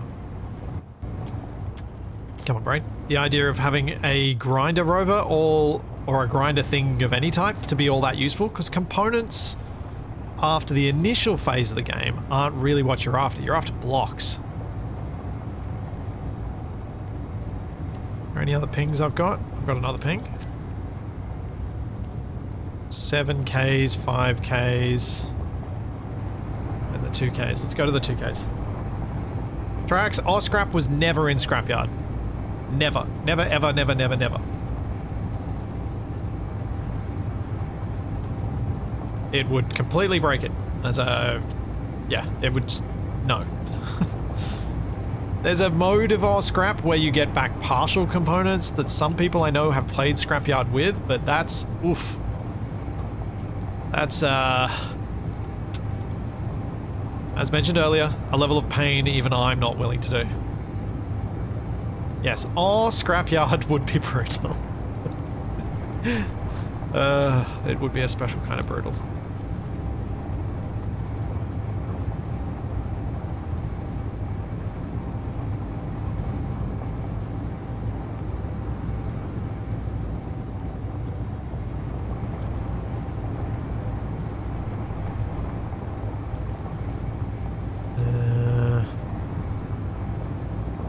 Okay, let's see.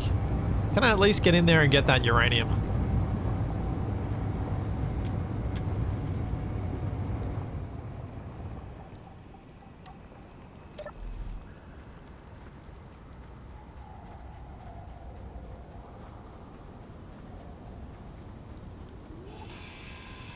Oh man, it's heavy armor too. TFE, we might need to fix that. We might need to block replace heavy armor for light.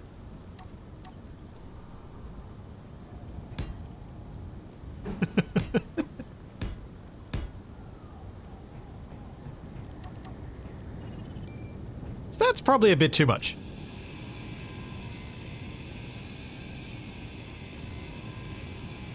Inventory full. Inventory full. Heavy's on the list of protected blocks as well. Ah. Inventory full. Inventory full.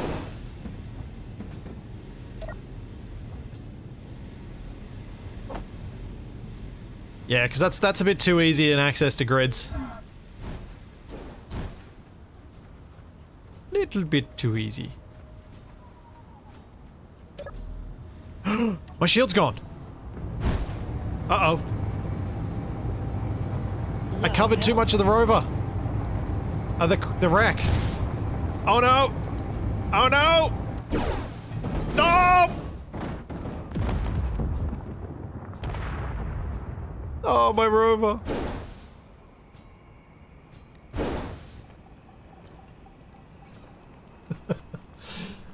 Oh no! Your health is critical. Oh dear.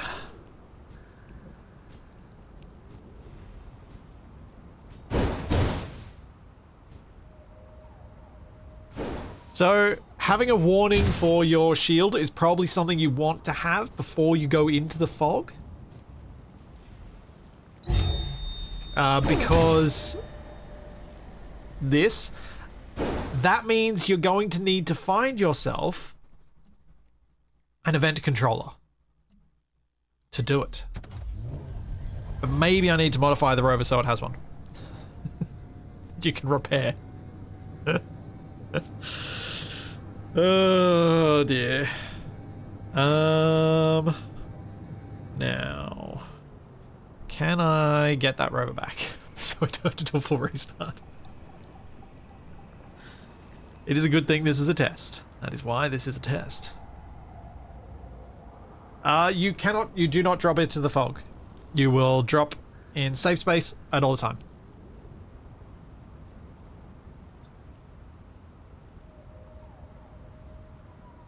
Can't make a broadcast controller either. Don't have an antenna. So you do need to do some prep using regular scrap before you go in there.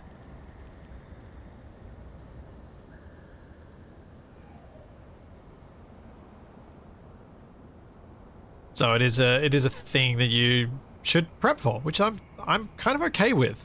I think that's fine. I don't know if I'm fine with restarting right now, so I'm just going to quickly check something. Nope. That is not on my clipboard. Dang it. I'm going to have to actually do this proper.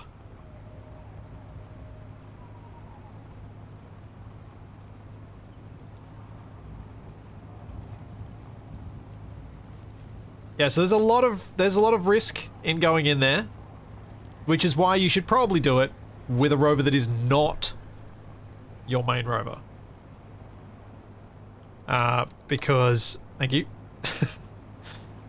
Because then you have to restart entirely like I did, which was dumb. I should have copied that before I did that because I was being silly and taking big risks because this is a test. And taking big risks is kind of the thing you do when you're testing.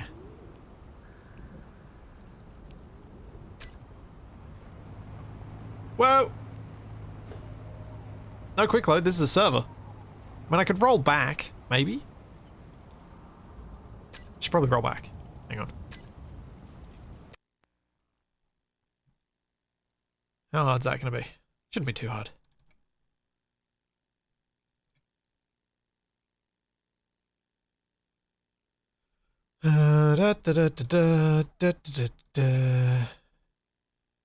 We go to saves.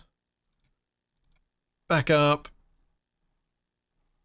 Let's roll back to... Let's go 10 minutes just in case.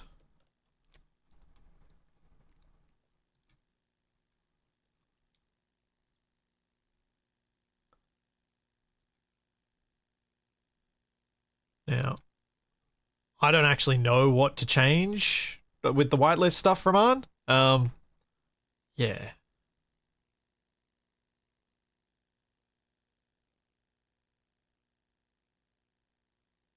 I'll have a look at the plugins, but I actually don't know what to change. Oh. Probably the little checkbox that says, whitelist enabled.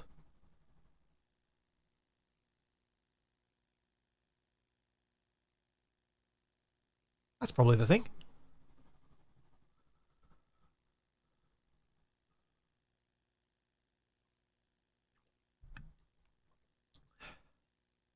Alrighty, so that's my one freebie that I'm giving myself today. Not that uranium would have been any use to me. Those massive piles of metal grids would have been. So yeah, that's going to need to be changed. We're probably keeping track of some things. The server is hosted in Sydney, Australia. So it's a long way from a lot of people, but it is right nearby for me.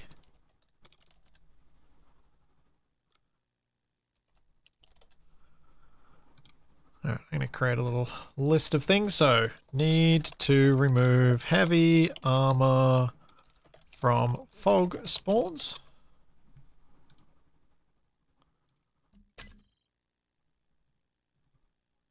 TFE's keeping track. Thanks, mate. Appreciate it.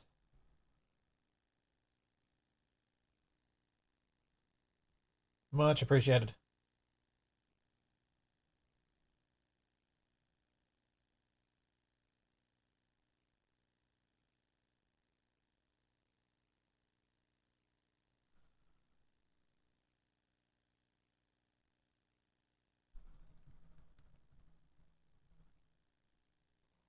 Yeah, good enough.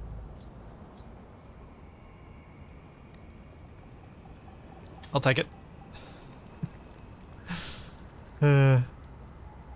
See ya, Eric Board.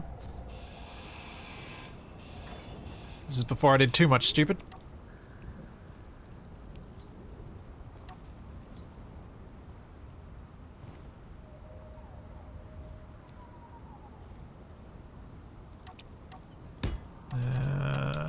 Put thing on Rover. Pick up. Then need to make special fog Rover.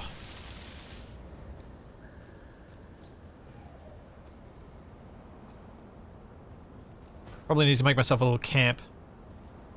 Need to do that too.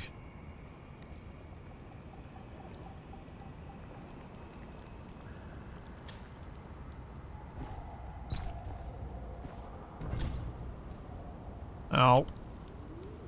Oh, whatever. It can be locked weirdly, that's fine.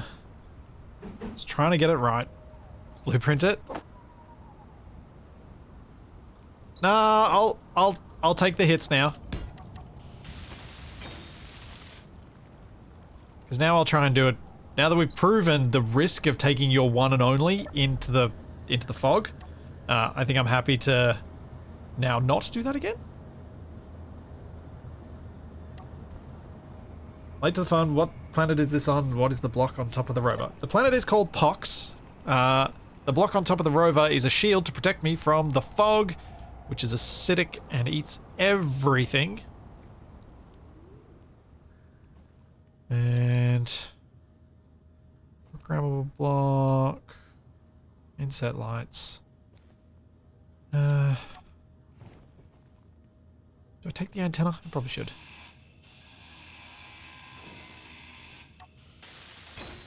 But also is where the best loot is to be found.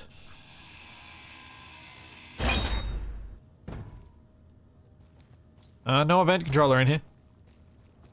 Lots of inset lights, no event controllers.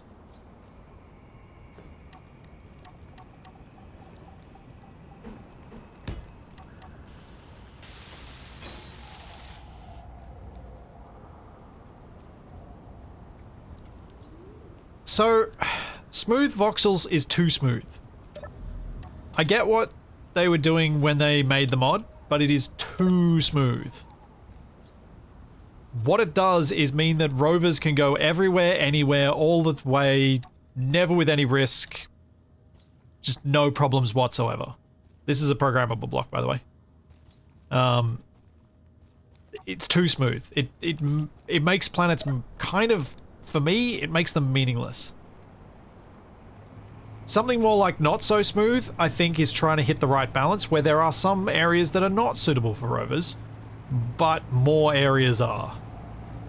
And the areas that are rough, if you take them slowly, you might be able to get away with. Maybe. But you can take it carefully and be okay. I should not drive fast through here because there are fences.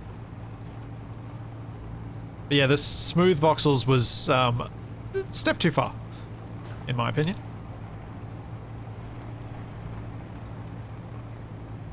At least for regular survival play where you want things to have, where I would want things to have meaning. For just mucking around, yeah, fun. But the smoothness of voxels on a planet is within the planet's definition. So if you're using a modded planet, you can just set that yourself.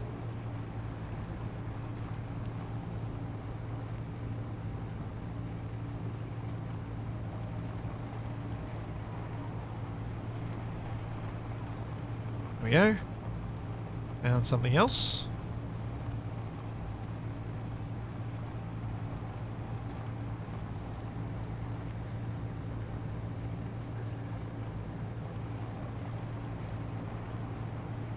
No, this should not be a Ronco scrap you could find. That would just give you everything.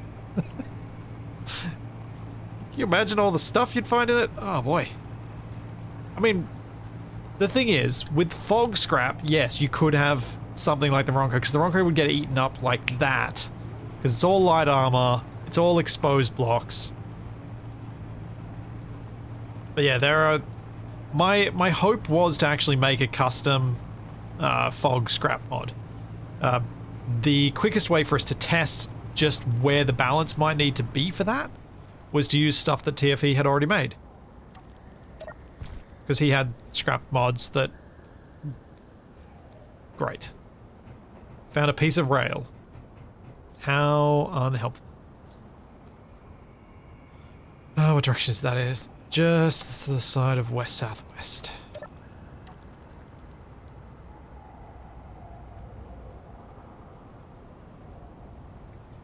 This direction. Yeah, the mag plates, there are a few motors, but it's not that important. I've got quite a few. What I really should have been doing by this point was finding a spot to have as a base.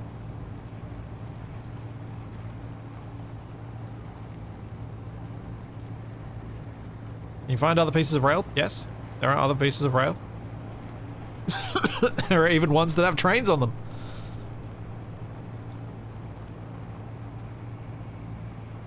Hey, I can complain even though I was the one who added these things to the mod.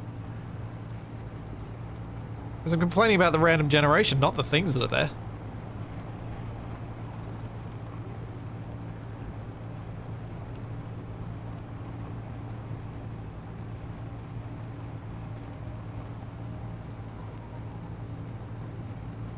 Complaining about my unfortunate luck, or lack thereof.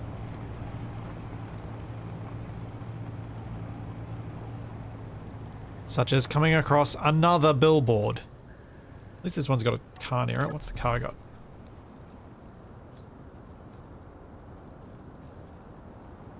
We have a not intact battery. We have an intact battery. This is good. Could I repair this? Make this into my little Rover? Maybe I could. It's already got a battery on it, I've just got to hack it.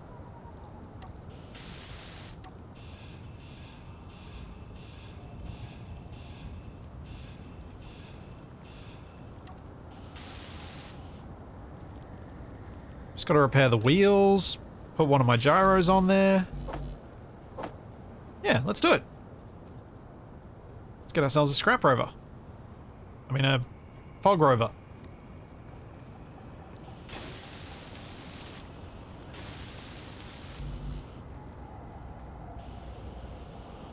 It's got a little tray at the back, so I can throw stuff in there. I could convert those plates into mag plates. So if I find anything small grid... Hey TFE, the fog stuff, is any of it small grid? I completely forgot to ask. When I was setting it up. Or is it all large grid?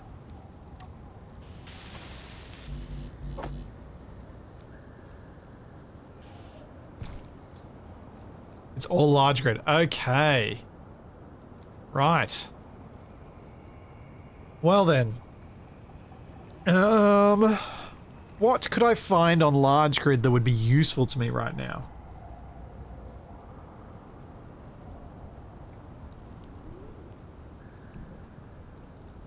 I'm not sure. There'd be some componentry, but there really isn't a lot.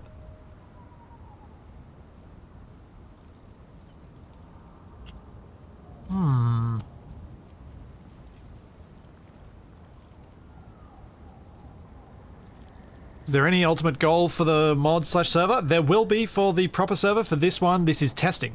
The ultimate goal is find a balance that feels like it works right. Battery for a base start? Yeah, I'd need to have a larger rover to take down there though with a crane and stuff to grab any large grid blocks. So there's not a lot of reason for me to go down there and risk anything yet. I need to have the ability to actually handle large grid blocks because I can't do that with grabby hands. So having a little rover like this actually doesn't do anything. It doesn't give you any, doesn't give me enough capacity to actually do stuff. I could explore, and that could be fun, but I can't actually do anything down there. So that's another thing we're going to need to add in. We're going to need to add some small grid fun stuff down there.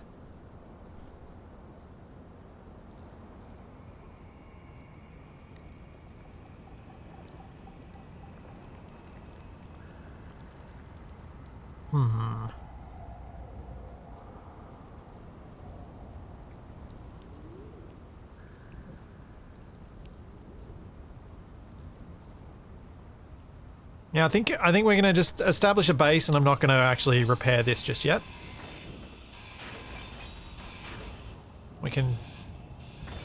We'll need to have a bigger platform than what this provides.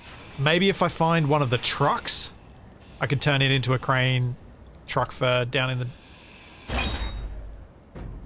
the fog.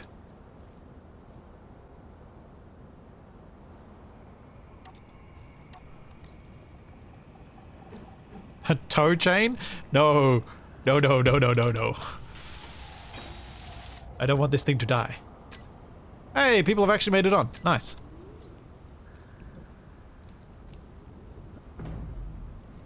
I will be looking forward to more feedback. I don't think... Oh, the solar panel. There'll be solar cells up there. I want that. Actually, can I bring that solar panel with me? Because that would be a power source for a base. Because I should be able to repair it because I've got solar cells already.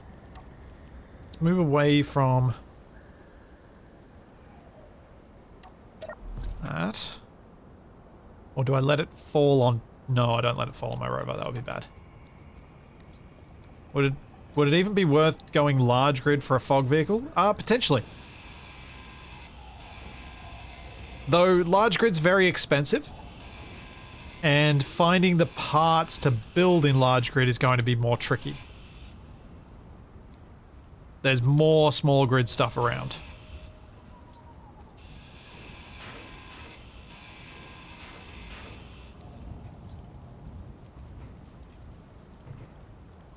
Let's see, if I cut this off... Inventory full. Inventory full. No, I don't want to grind you down, I want to cut you off.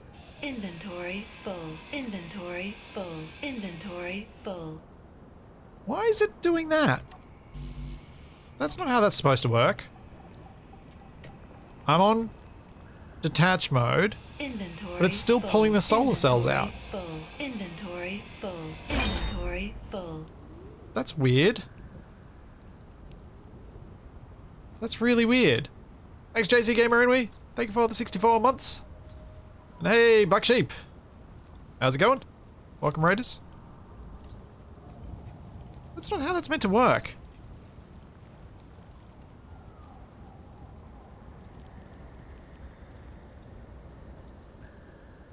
And also, that's too heavy for me to grab it. Go away. Come on, move. Get off my solar panel!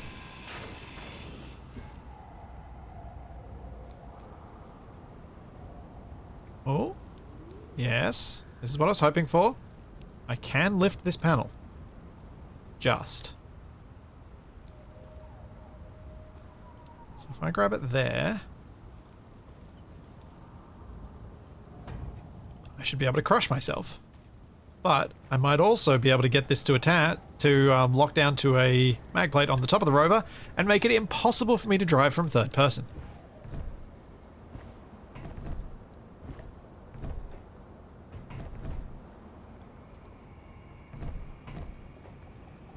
Will solar panels work in the fog?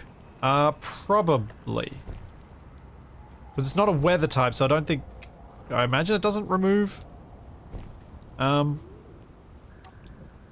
onto the solar panel. Oh, great idea! That's an excellent idea.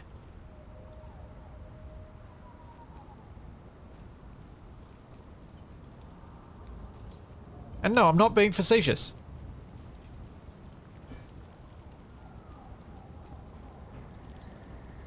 That is a fantastic suggestion. Just need to get the thing placed in the right spot.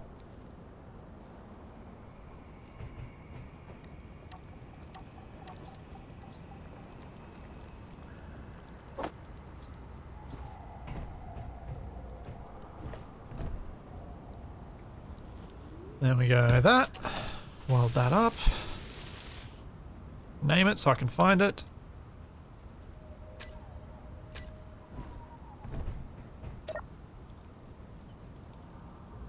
I think I'm set up to roll that way.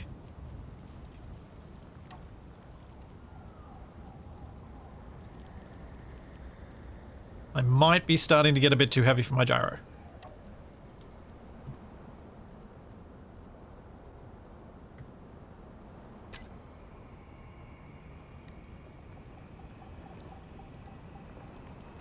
Come on.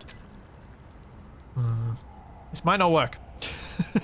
I might not be able to do this.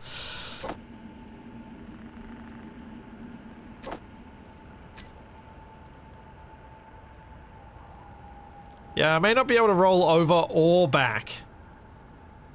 I think I'm too heavy. Oh, sad face. Oh well, it would have been a fun thing to try. It was a good idea.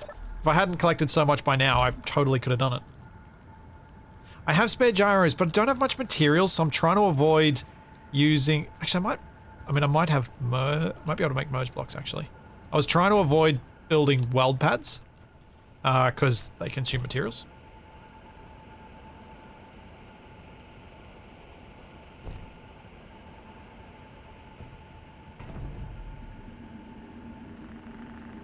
Thankfully, this is working. To a degree of... Oh! To a degree of working. Park brake on. Let's try that again.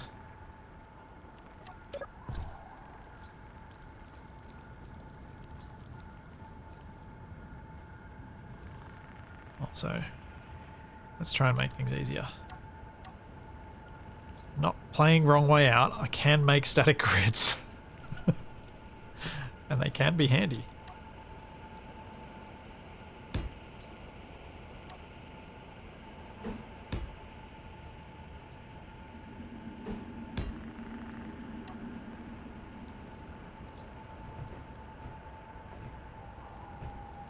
Come on.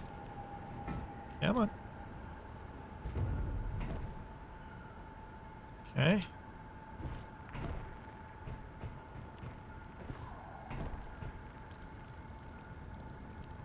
Let's drag it up. Drag, drag, drag.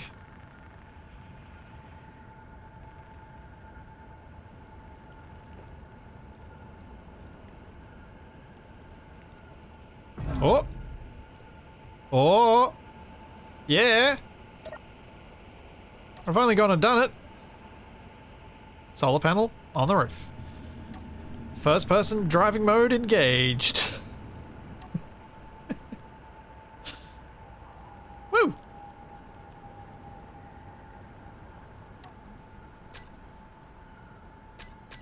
Now I need to find some stuff. Let's give myself some more stuff to find. We go 4.25 k's directly ahead, which is halfway between west, northwest, and northwest.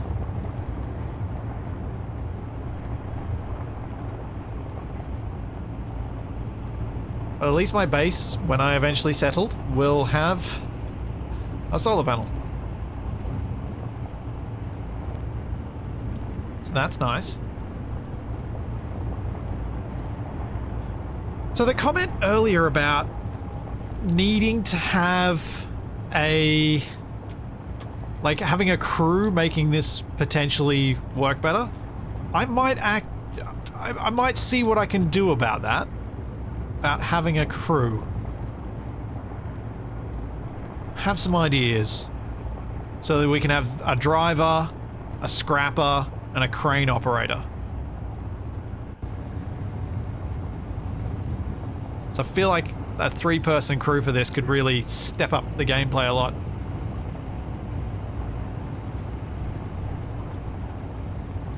Oh, there we go. And whether that's the same person each week or not, I'm gonna think about.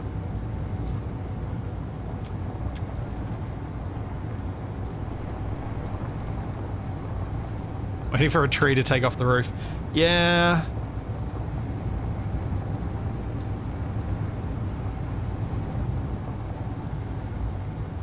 I'm waiting for me to misjudge how close I am to a tree and just completely annihilate my whole rover. That's what I'm expecting is going to happen here.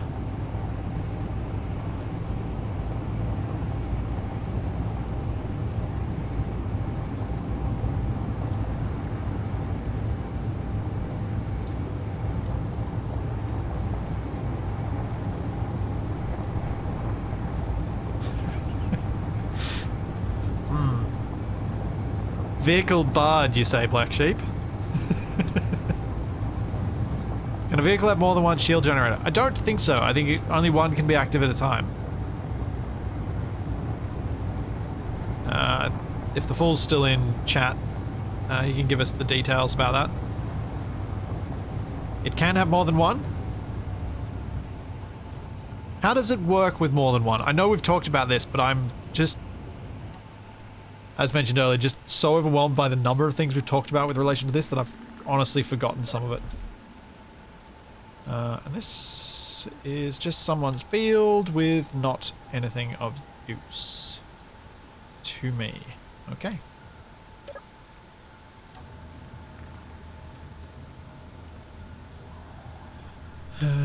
Let's find something else then. Oh. 3.8Ks, perfect.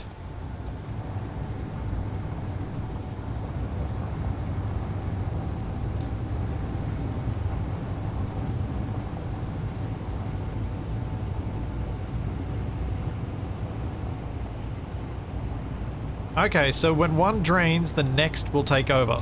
So you can actually extend your lifespan in the fog by getting more shields. Which does give people playing co-op a significant advantage because they will already start with multiple. They have a massive advantage anyway, and it's not like we're playing competitively, so don't think that's necessarily a problem.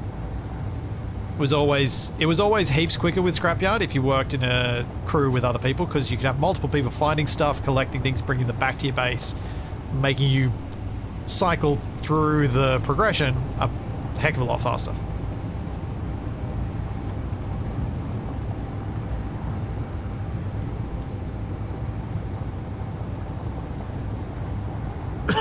Glad you're enjoying Perth and Fresno.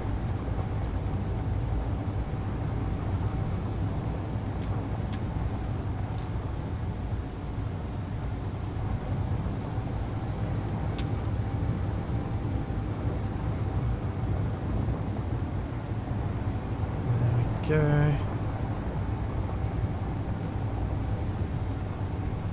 go. Grim Reaper, go check out my most recent tutorial video about the Rover, and it answers every single one of your questions there, and how I would go about doing it as well.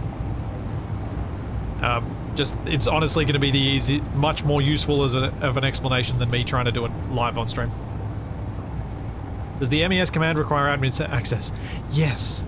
Yes, it does. And I'm only abusing it because I'm live on stream. If I was recording this, I would not. Because I wouldn't expect that the increased driving will create its own drama that I can edit to. Ooh. We found something a bit more interesting. Maybe. Such as a little mini rover. And something with a gun.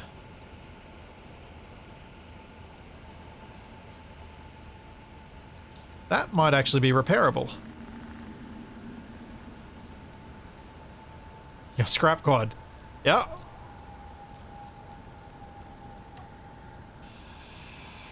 wonder if I can repair this. And get it functional. Do I have enough computers? That's going to be the bit that's uncertain.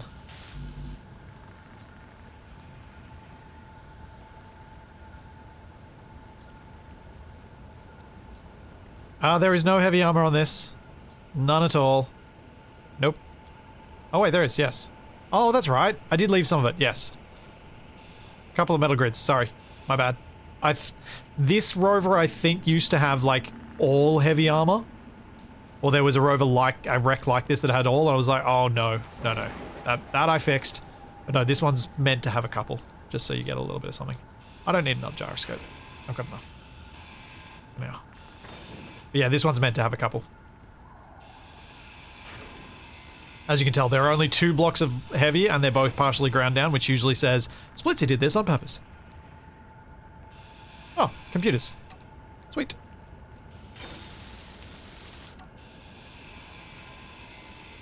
Thanks, Blobberoony. Thank you for the thank you for the prime sub.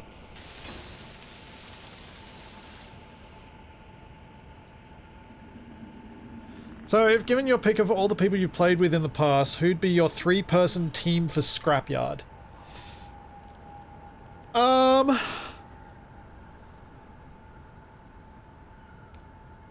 Well, it depends what my goal is. If my goal is to build some really cool stuff and build it fairly quickly, but also like mainly around the building side of things, Frosty would have to be one of the people. Because yeah, very good at building cool stuff in this Scrapyard environment of the people who I've played with. And I think Capac would actually be really quite useful in that environment too. Because of his desire to go running off, he would probably find some really useful stuff.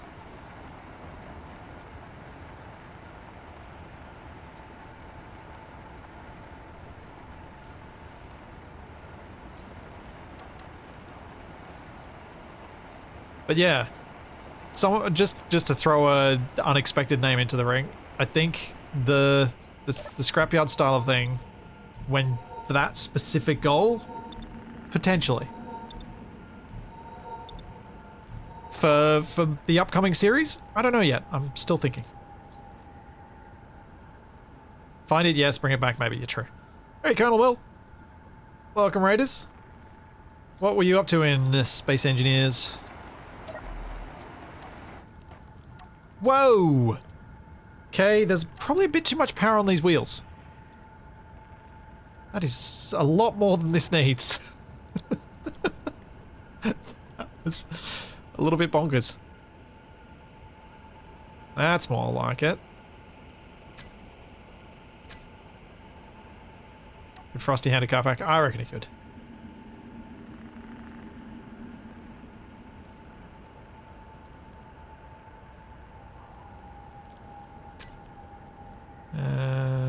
Right, 2. There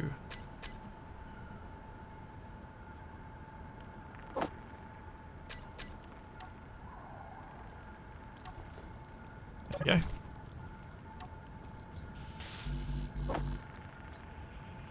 Ramp it up onto your main rover. Oh, you mean like this inbuilt solar ramp? Just park it on top. I could do that.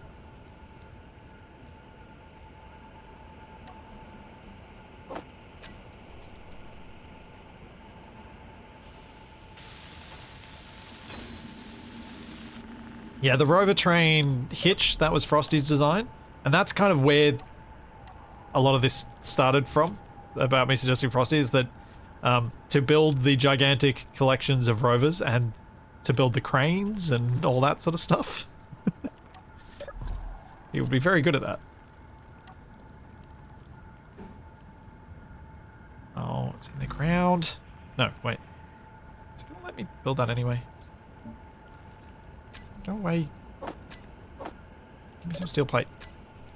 You give me some steel plate. Where's my steel plate at? Ouch, Cinzamac. Ouch. Why you gotta hurt me like that? Calling this a solar dragster. Even though it totally kinda is.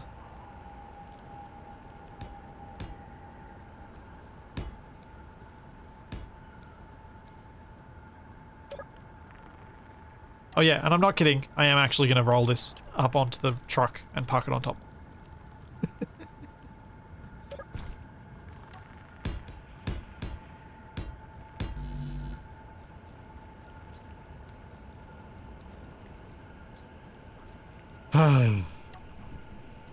Eyes and the puns. The puns, man.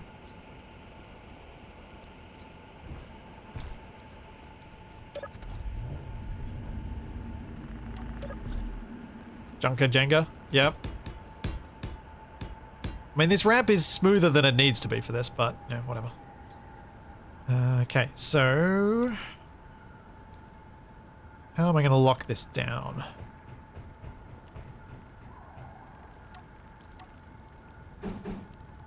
That'll work.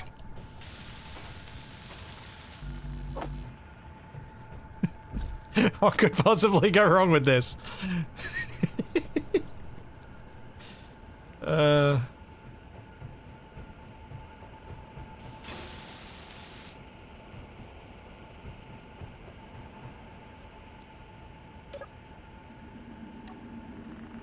Thanks, Milan G. Thank you for the 16 months. Ooh. Oh. Yeah, this would probably be under-engineered, I think. I think this classifies as. There we go. Turn you off.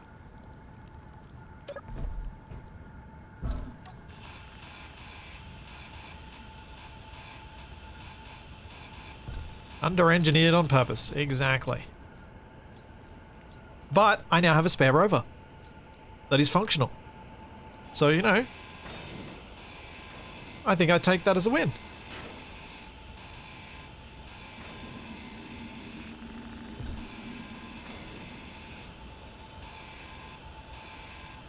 Well, if the rover turtles onto it and it takes the damage instead of the solar panel, that's still a good thing.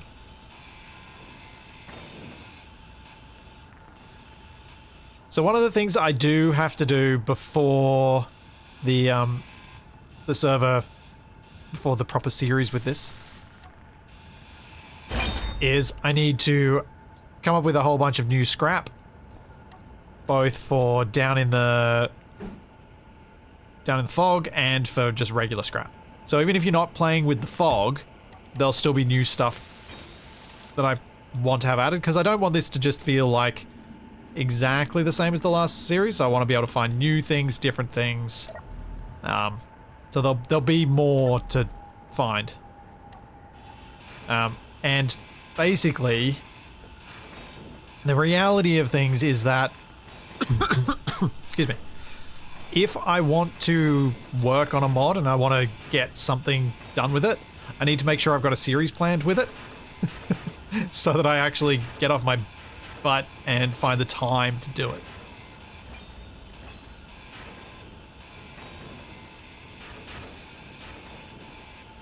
This test server does not have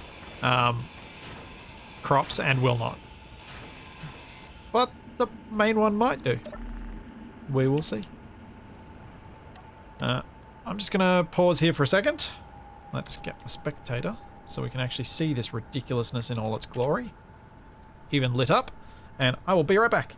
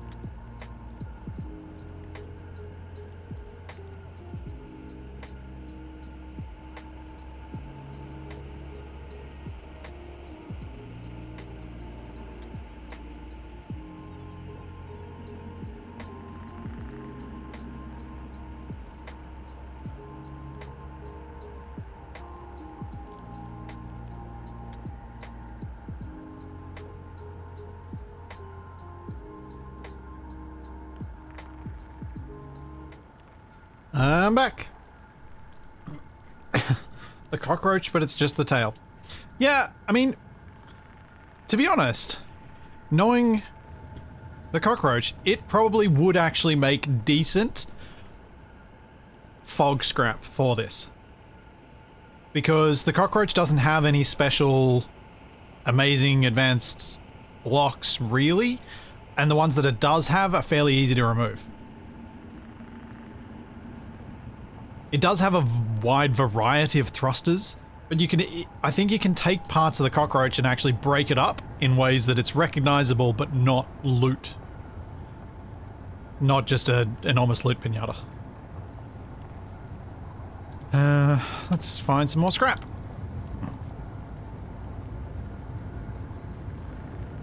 Oh, there's something off this way.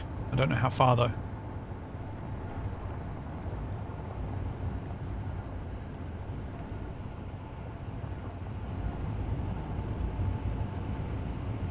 So, for those who've joined since the beginning, there is a shield mod in this because there is a fog mod in this.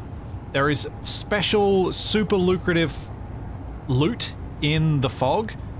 The fog is all at low altitude, and that means there's two different types of scrap. There's the standard scrap where it's low risk, low reward. Then there's the fancy scrap, which is high risk, high reward. So high reward that when I thought I was kind of not being too silly, I still managed to have my entire rover destroyed by it.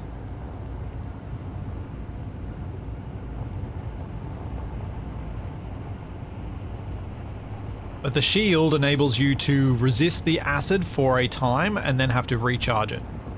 And it is kind of necessary to have the gameplay elements that I wanted from the fog. My concept was, and the fool has done a very good job of implementing it to be able to achieve this. My gameplay concept was the high risk, high reward stuff means you need to get in there and get out quickly. It's all about speed. So the shield gives you a few minutes down there to be able to get down there and get stuff and get out. But it's not meant to give you so long that you're basically just playing down there.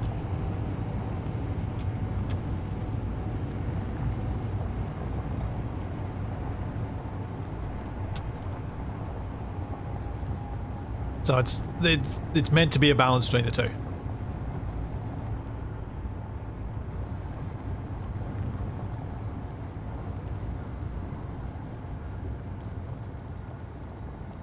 Ironic, it's so generous that the way the shield works makes it less generous. Yeah.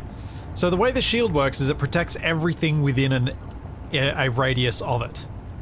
Because the stuff down there is so big, it's got so many more blocks to protect that it actually depletes your shield so quickly that you die. So you have to park away from the scrap to be able to actually scrap it. Which kind of, I'm here for. I think that's kind of hilarious, because it basically means that if you're going to be, oh, what was his name from The Mummy? I can normally remember. Benny. If you're going to be Benny, you're going to die.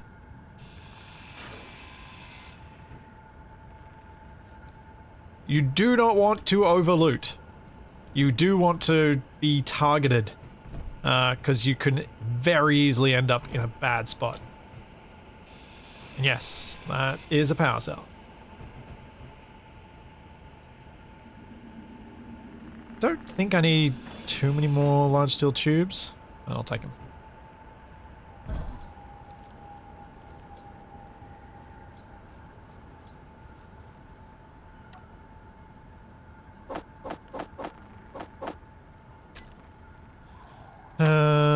I might make a new seat. Some more. Actually, can I make another connector for more cargo? Maybe I can. Might have enough parts. Silly connector cargo, but, you know, it is what it is. Gotta make do with what you got.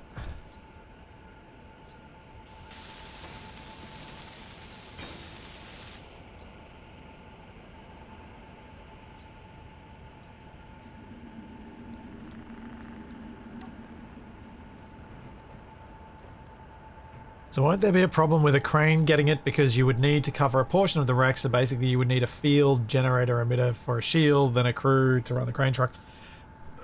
So, yeah, I think what it means for the large grid stuff down there, you're not going to be able to get a lot from it early on. And I don't know whether that's going to be a problem. Probably not.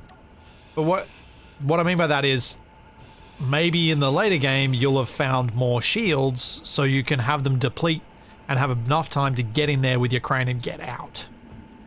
I don't think there's anything else useful here. Make a few steel plate because I probably should take some.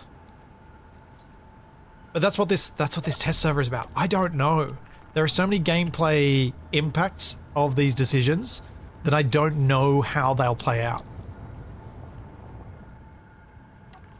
Like we didn't know about the alien planet being so problematic from a stream perspective, but also, ooh, do I stay here? There's a cargo container. Maybe I stay here. Maybe I make this into a base. But I think I'm going to need a wind turbine, so I probably don't want to. I might need to make a trailer so I can hook that up.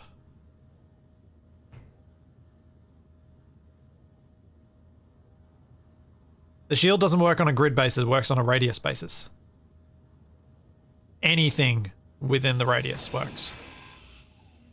Yeah, Jax, I think it's going to be a bit more team focused, but because the surface scrap is still there, the regular scrap, hopefully that's more of a, hey, I've got a really fun thing to do. Do you guys want to come along and do a scrap run into the fog with me this week as part of the episode? Get a crew together of the people on the server was kind of one of my initial thoughts around this.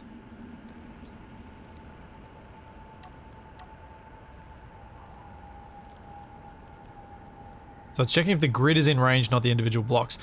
Oh, so the Fool, if it's checking if the grid is in range, does that mean if any part of the grid is in range, the whole thing is?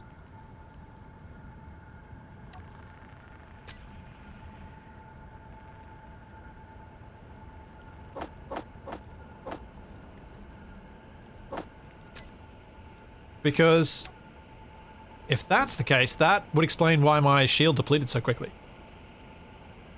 If whatever SE considers the position of the grid is in range, then yes, the whole thing is. Okay. That is good to know. That's probably why my thing got smashed so badly.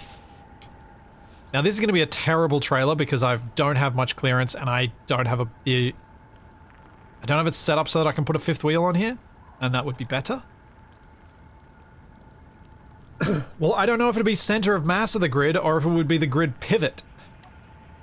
Because it could be the grid pivot. And the grid pivot is very difficult to determine unless you have the actual ability to access the grid. And even that is a bit awkward, to say the least.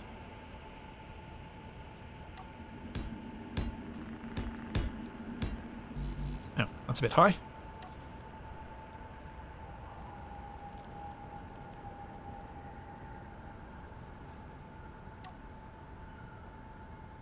Yeah, the Fool, if you could move it to the center point, that would probably make it easier for people to just visually determine where it is. I have not added enough hinge to this. I need another one. What am I doing?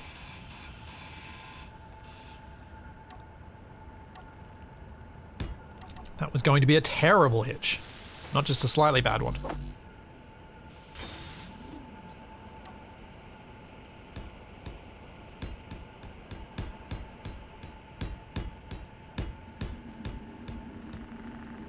There's also going to be a very long trailer because I need to have enough space to fit a large grid cargo container on it.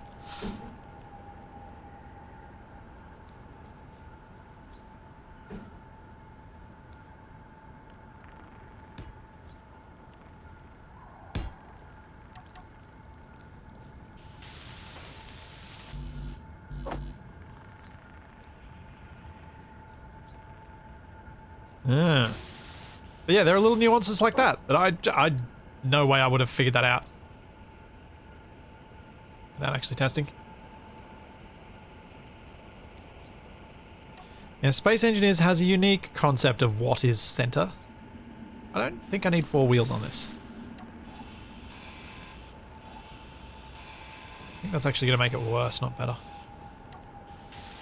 2 wheels, very stiff suspension. Far enough back. Hopefully it'll be alright.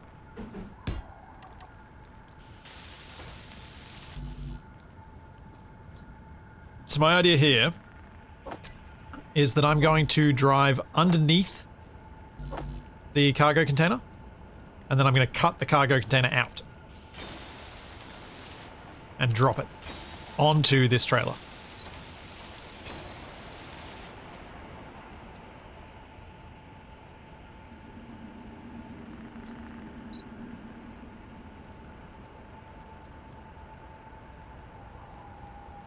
Let's give this some reasonable limits. I honestly don't know what reasonable limits actually are, but, you know, whatever.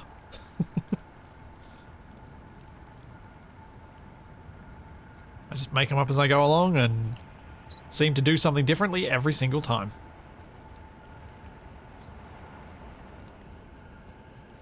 Alright, so where is that cargo container? That's all just steel plate, don't care.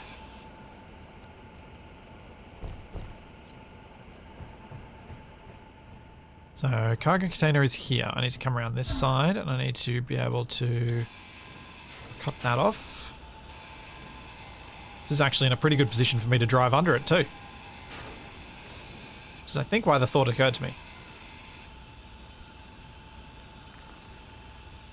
So, yes, there was a question earlier. Yes, this is a modded server. This is literally a server to test a mod setup that I'm hoping to use in a full-length series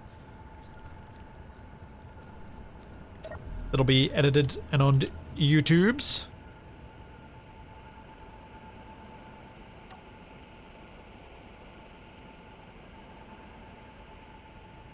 You know what? I need some lights before I do this. Just some regular interior lights.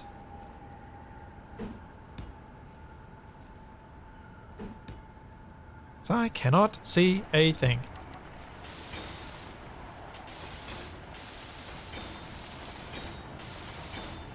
Will I record the series live? I don't think I'll do... I don't think I'll live stream the recordings, no. I would plan to record them, edit them after, and then post the edited content. I know Shaq does some stuff with where he records the records a live stream and then edits it down. But because I post my live streams to YouTube on my Flipsy channel, I sort of do things a little differently.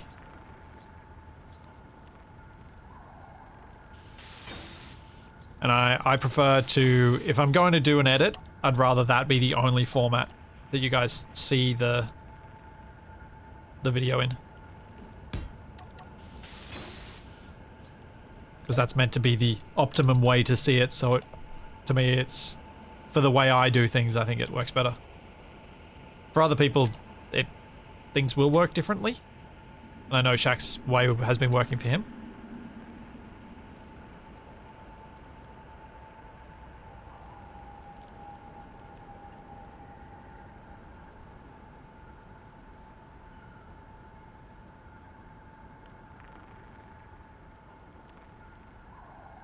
Now, how bad am I going to be at reversing this trailer? The answer is probably very, because it's very long.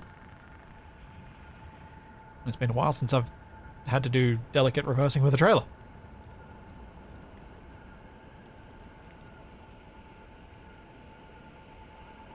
But in the end, I'd say that's not horrible.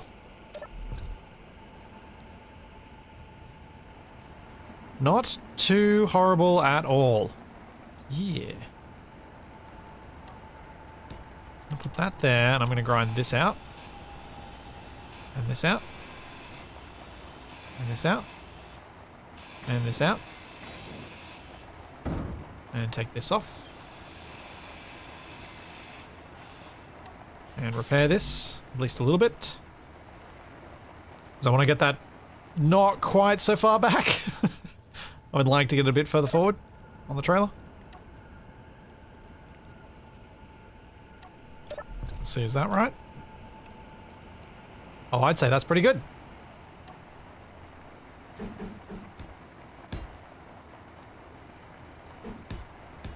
Got a little bit more of a platform just in case it wobbles a bit rather than locking straight away.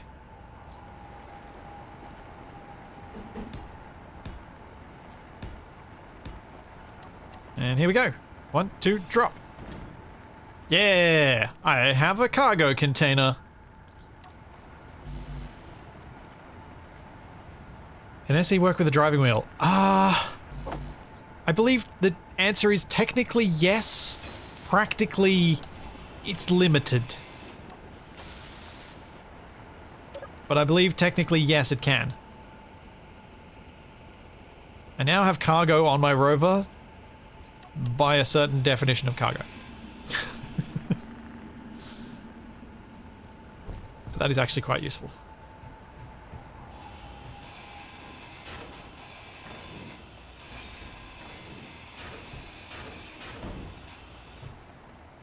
Is there anything else in here that I really want? I don't think there is. No. This door doesn't have much. The cargo container was the thing.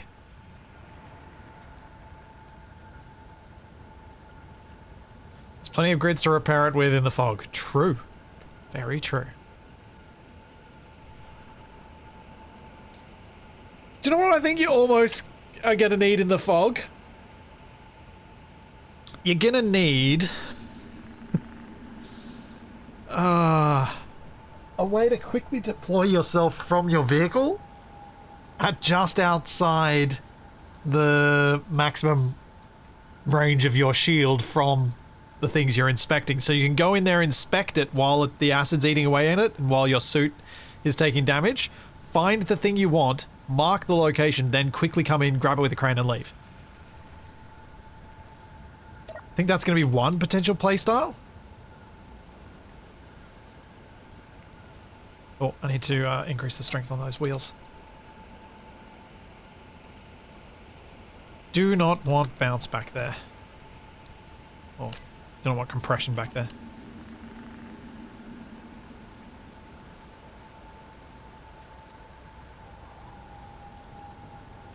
Oh, there's another building here that I didn't see, because now it's getting lighter, I can actually see them.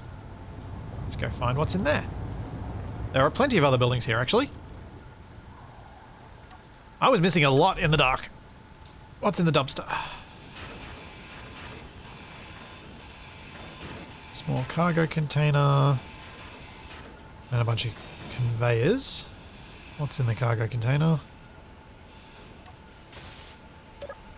We have some ammo.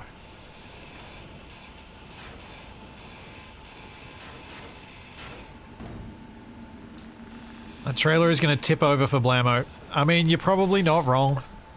Ooh, computers.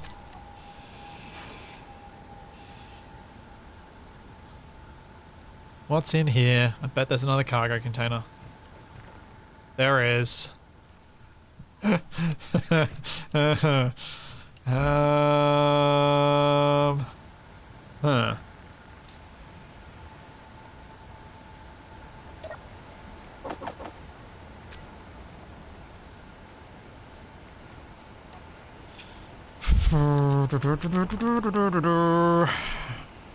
No, I don't want to respawn.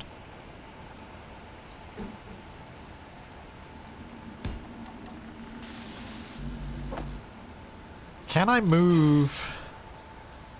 Can I move this cargo container forward now that it's empty?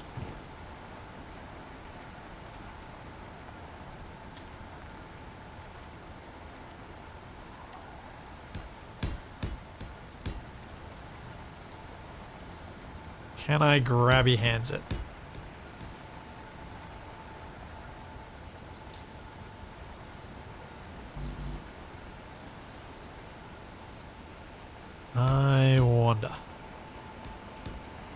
Need to make sure it doesn't fall off, because if it falls off then I'm just going to be getting the new one.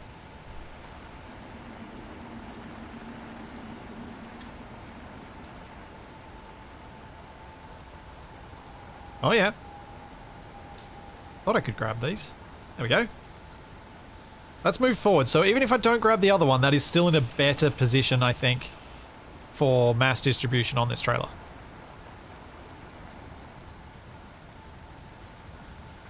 It might be a problem for turning with this solar panel, though. I'm not sure.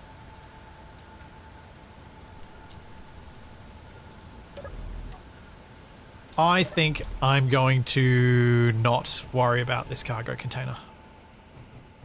I think I'm asking too much of this rover. Let's go check out the other building. Oh wait, was there any component in it? I don't think there was. No. Nothing I want in there.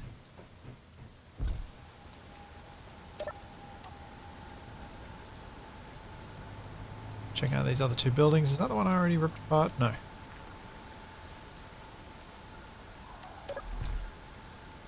Cargo inside the container. I don't think there was. I think it's empty. I mean, I'll check, because this one's got another cargo container. Yeah, empty.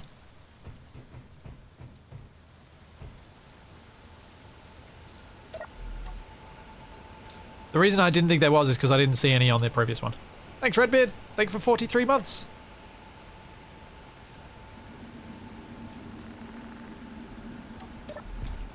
And that has some motors at the top, but I might just grab these ones and call it enough. Inventory full. That'll do. Thank you, Aragon. Thank you for the ramps up.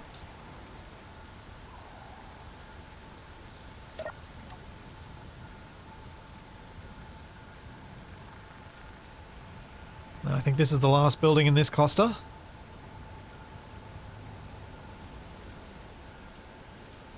Which again, weirdly, this cluster has just gotten all the same building. I think what this says is I need more buildings for this cluster so it doesn't always end up with the same thing. I mean, it's gotten two. It got that smokestack as well, I guess. Thanks, Josh. Glad you've been enjoying it. Right. Let us roll and find some more stuff. And not be able to see at all what my trailer is doing back there.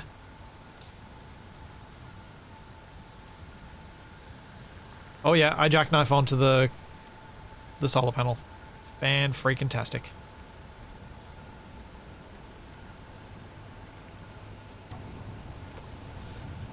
That's not going to end badly, is it?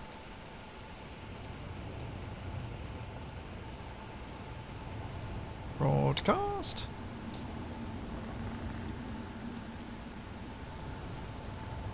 There we go, 4K's this way. Which is between... it's north-north-northwest. Yeah, it is time to find a base, I think. Which means find something that has a wind turbine and build a base onto it. But also, awkwardly, not really that. As I probably want to settle somewhere nearer to the fog.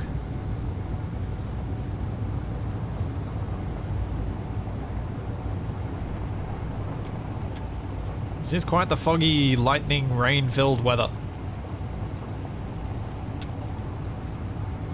But at least it's not radioactive.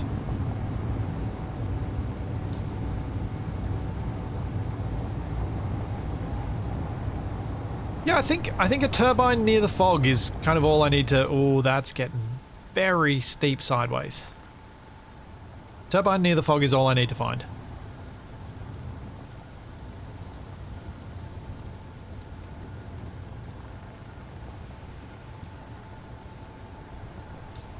I did relocate an entire hangar just for the fun of it. That is a thing I have done. Would do again. Would recommend. Was fun. Oh, great. So it has the weather from Alien World, so it could have radioactive fog. Delightful. Unless Nev disabled radioactivity, which might have been a thing. He may have done. I don't know.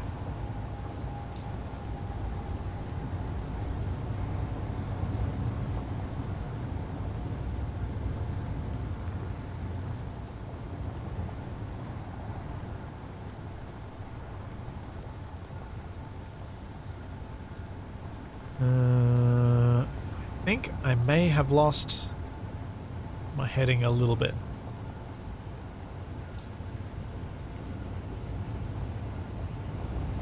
I can see fog down that way, but I think that might actually be... Yeah, let's go a little bit further, but I think I want to head down that way, because I think that's towards the fog.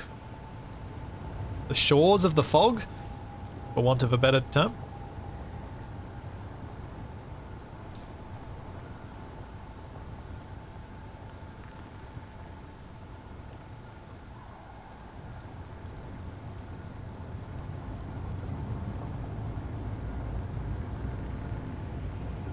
Twitch integration is not active, no. No. No Twitch integration here. As funny as that might have been.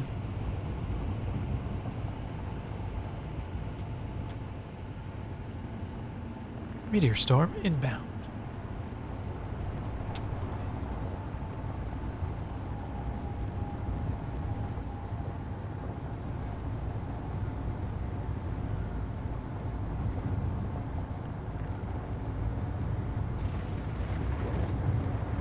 Oh, this is so bumpy.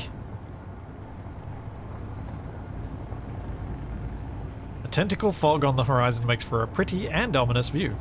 Yeah, it kind of does.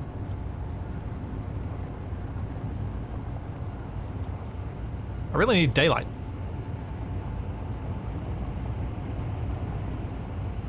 So I can properly tell whether I'm getting anywhere near deep enough, low enough to get the fog properly.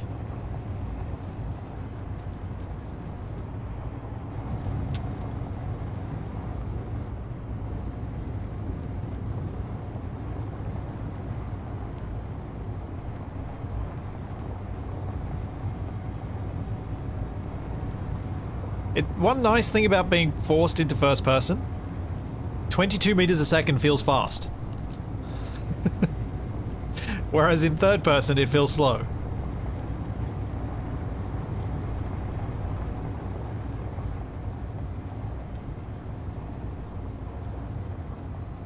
Oh!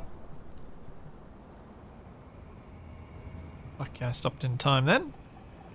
Also, I believe I was mentioning turning one of these into a scrap rover, and look at what it has in the tray. They're all incomplete, and I don't have anywhere near enough power cells to build them, but they are there. Has no wheels though.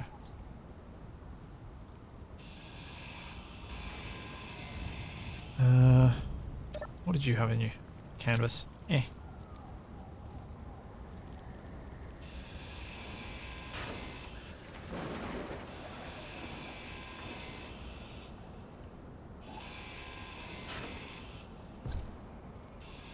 Grab the computers out of that.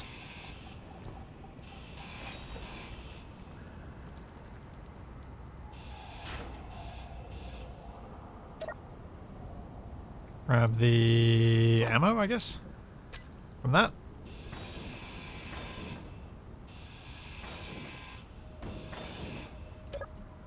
Oh, hydrogen bottle. Don't know how useful that will be, but whatever. I'll take it.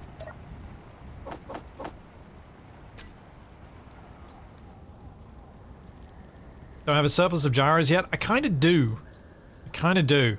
I've got 2 strapped on, and I've got no means to actually lift this one up and strap it on at the moment. So it's kind of... I could maybe attach it to this. Maybe? Alright. So I'm going to need to piston lift this, and I'm going to need to put some power on it in order to lift it. And then I need to turn my truck into a road train, and I don't think I'm going to be able to do this.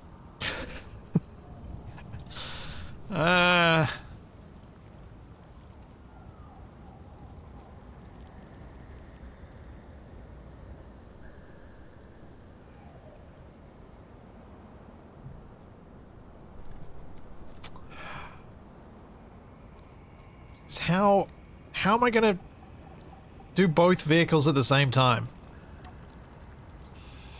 That's what I'm struggling with. I feel like every idea I have about that ends with just bad. Just really, really bad.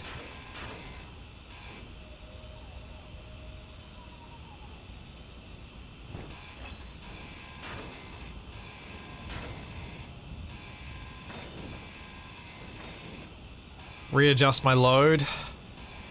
I mean, what I really want to do is find a base and then come back to something like this once I've dropped off the load. Because I don't want to be carrying it around all the time.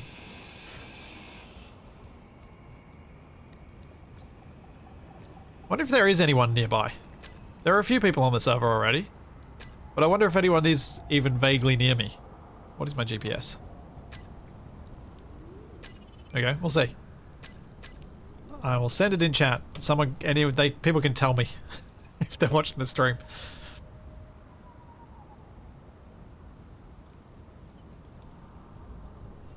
Drive it a bit, park, run back, grab the other vehicle. Yeah. 108 kilometers. Yeah, that's not going to work. That's a bit far.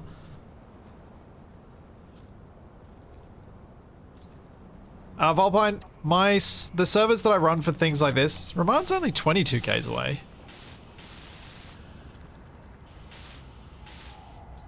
I think though I'm going to have to accept that this truck is not going to be the solution to my problems and I'm going to have to drive on.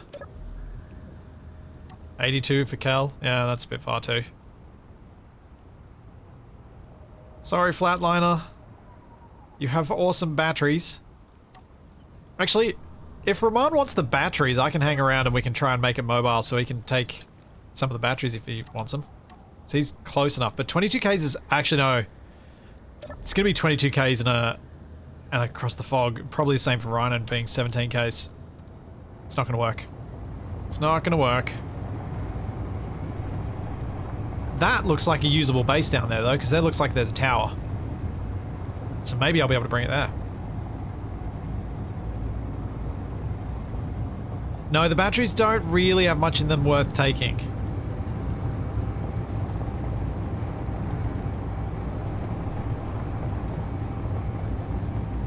So if this is a base down here, I might be able to get back there. But normally the scrap would probably get cleaned up before I'd actually get back to it. You'd have to leave your scrap beacon and things like that. Do we have scrap beacons? Yes, we do. And come back to it. Oh, ouch. Might be closer soon. Rolled my Rover and lost my survival kit. Yeah, so the servers are supporter only to prevent the usual trolling nonsense, because we play PvE, everyone's friendly, and it keeps it that way without me having to get out the ban hammer, as I've not actually had to ban anyone from any of the servers ever, and they've all just been PvE. So that's the real main reason. There is nothing here except for this piece of farming equipment which has a battery on it, if I want it.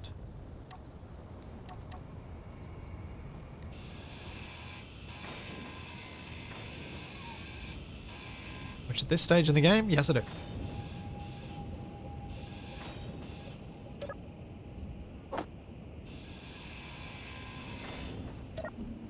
Oh, power cells. Nice. Yeah. Thanks, Chuck. Thank you for 31 months. Oh, wow. TFE, really? I don't know if I believe you. The final event 97 is 97 kilometers from me. I'm a little worried that my enhanced grinder is going to get rid of these power cells. I mean, my upgraded self. Nope, it's still good.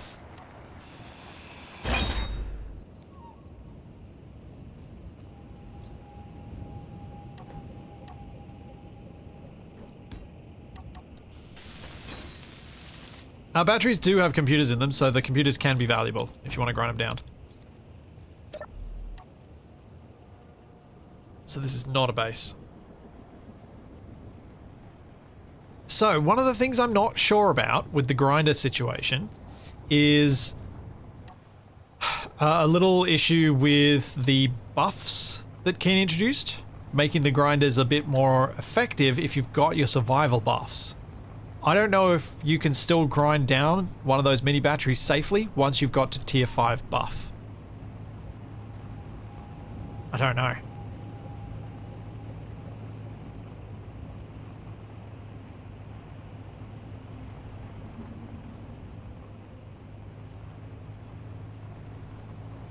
So, it's, oh,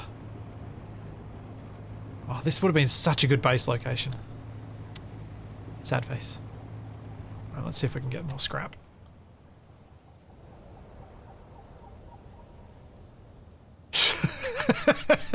And that one's in the fog. That one was somewhere off this way.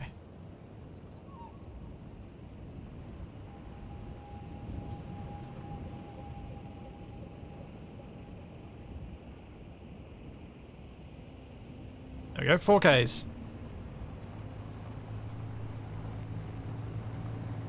South, south, west, west.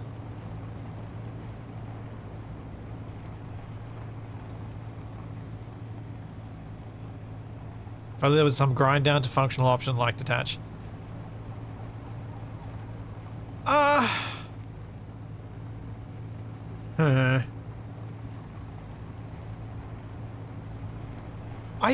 Personally, I like that you're forced to sometimes make a choice between a non-hacked block that's intact and a hacked block that you need the parts to repair. I kind of like that element. I wouldn't want to lose it, even though in the moment you're like, I can't have this thing. I want this thing, but I can't have it. When I think about it from a gameplay perspective, I think I kind of like it that way.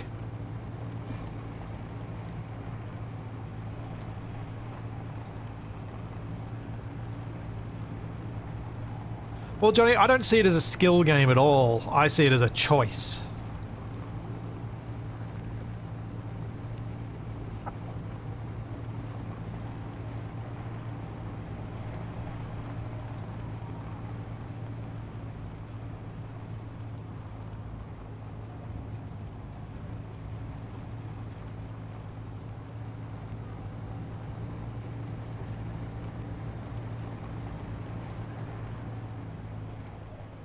Power cells are always destroyed in vanilla, except for when they're in an engine or a jump drive.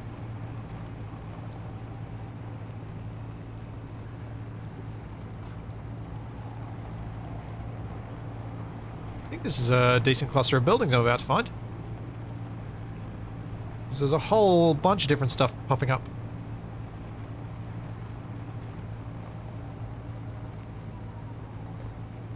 I do get that the grinding to save a battery is annoying with latency, high latency, because it is harder, and so you're less likely to accumulate the tiny batteries. But to be honest, the tiny batteries don't really give you much.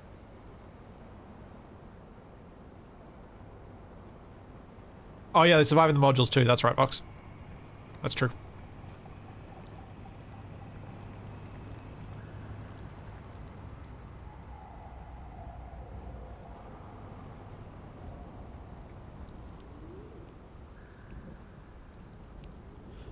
Yeah, Unhallowed Death, it could be worth it under certain circumstances to merge block all the batteries to the Rover, yeah. I swear there was something up here. I thought it'd gone nearly 800 meters. Can't see anything at all. Oh, 100 meters this way.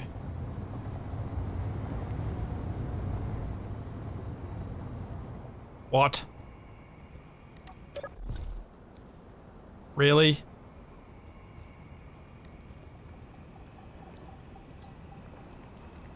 That's all I found.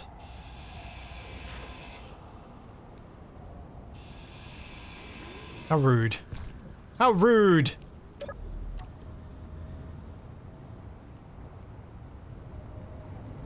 Two Ks this way. Your new pod dropped in the fog. That's not meant to happen. That shouldn't have happened. That looks like a power tower and an industrial estate. Is that the one that I was in before?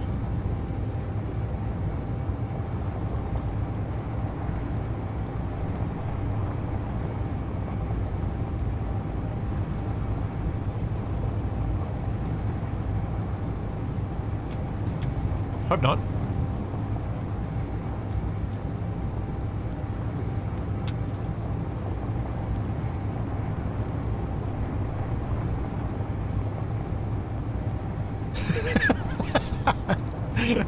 Spawn 97 kilometers away again.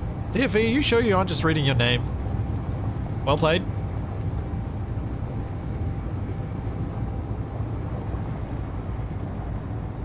Oh no, we got a warehouse. We have found a warehouse. What is going to be in the warehouse?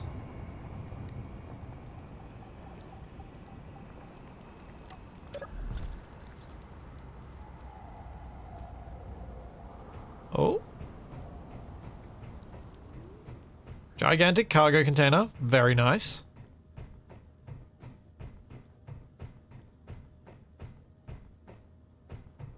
What do we got on the racks? Small steel tubes. Yep, just all that stuff. What's in these containers? A little bit of ammo. A little bit more ammo and a med kit. I'm not picking them up on purpose. A few motors and such. Metal grid. Okay. This feels like a base. What's in this one? Power cell. And this one has nothing.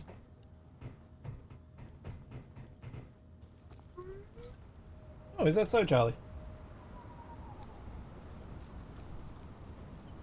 Now the next question is, how do I get the solar panel on there? And how do I get the little batteries on there so the solar panel can be charging this and keep it alive?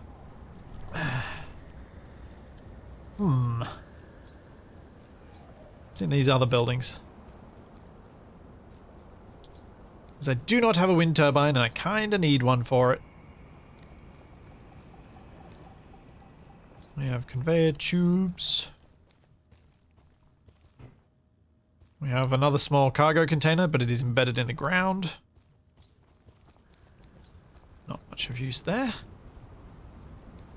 Then we got the power tower over there, which is also not of much use because it's all just steel plate.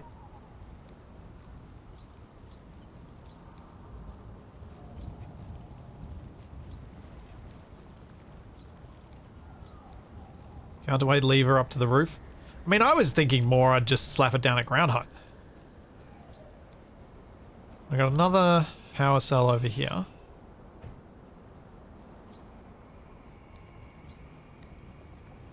The other thing is, if I were to move my scrap beacon and put it on this... Oh wait, can we have a... I can't remember. We can have a large grid one as well, can't we? Can we have two? Or was it just one? I feel like it was two. If I put this on the base, I can just claim this. I can't remember.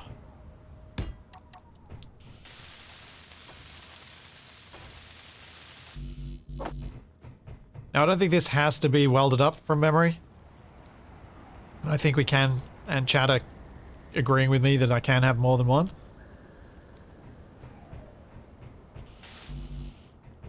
I just need some large steel tubes, which I can get from this building over here. Yeah, it doesn't need to be welded. I like it to be welded, but it doesn't need to be. But I have a base.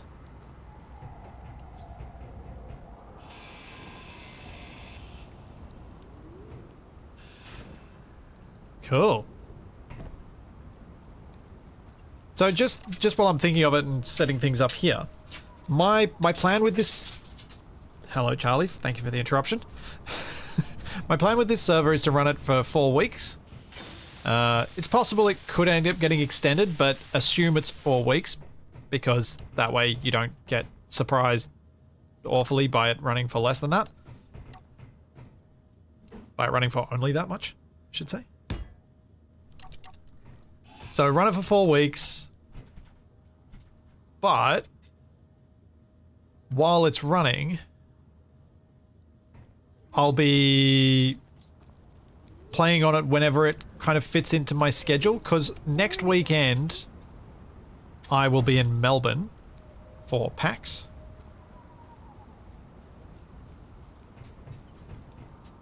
And that means I'm going to try and stream with Shaq on my Sunday.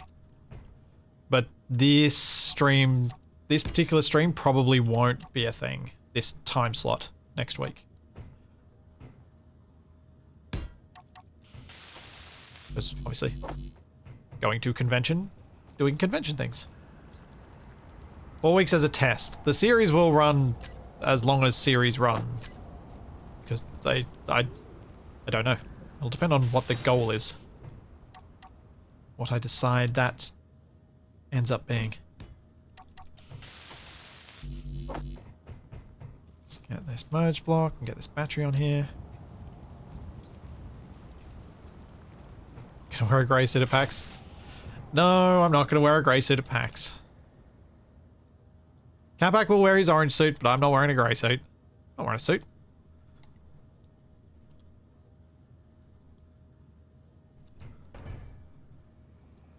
Hey, there we go. Now, solar panel. Where can I put you down relatively easily? If I extend the back here, I just put it flat on the ground. That should do the trick.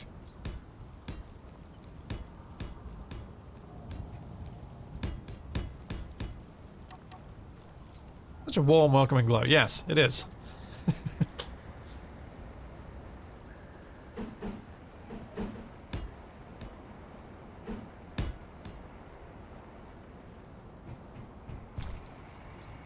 No, the next weekend will not be a conventional streaming weekend. No.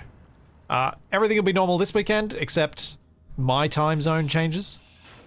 But I think Shaq and I will probably be streaming at the same time for those who are not in Australia. Or at least on the east coast of Australia, and do daylight savings, because not everywhere in Australia does.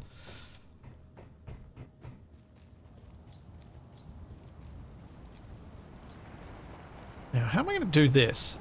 I've got a large cargo container now. So I might not even need this small one. I should see if I have enough metal grids to actually get this done. I don't know if I do. It's 4 in that. 2 more. 2 more in the cockpit. Oh, I don't think I have it. I think I'm quite a bit short.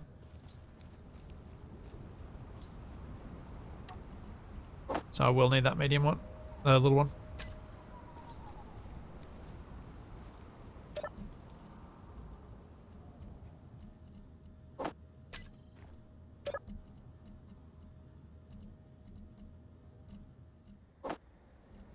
Yeah, I have 12. I have half. Half the required. What? What? 9? Oh, no, I've got 13. I can count.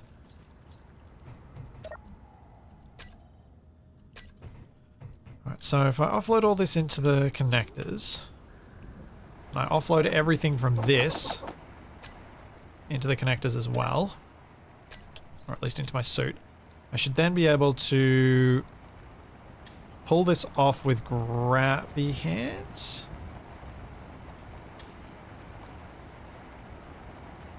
And drag it into the warehouse, and then start filling it again. Assuming I have the parts to... and also lock it down if I have the parts to build a merge block.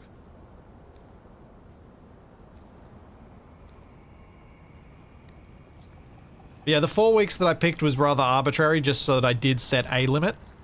And if I extend the limit, I will let people know.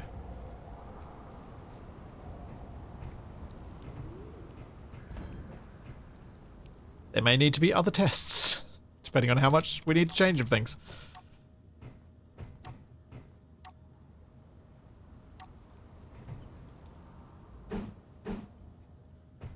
If I want to put that in the corner, I need to put that up there.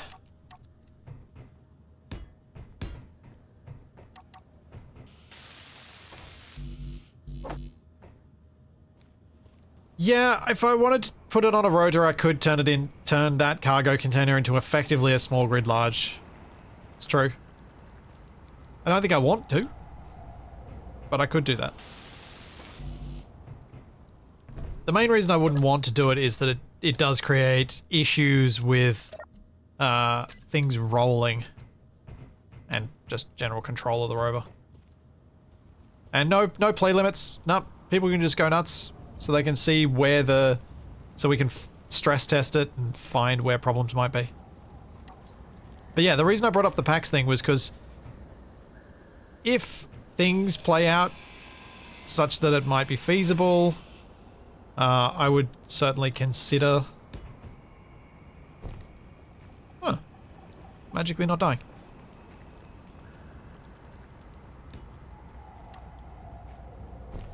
Loading this up down there. Oh, no large steel tubes in that one. Hope. I do not have the large steel tubes that are required for what I want to do. I cannot make large grid merge blocks. Which means I have to attach to the base the solar panel via a rotor. Yay. Or a hinge. I think a rotor's easier.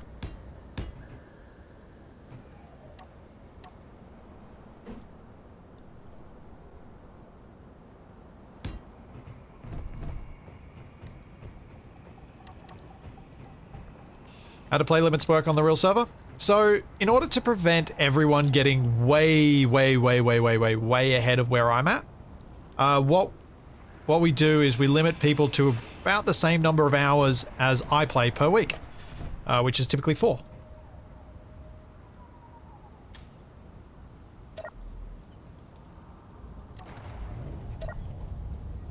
Let's turn auto lock off this time.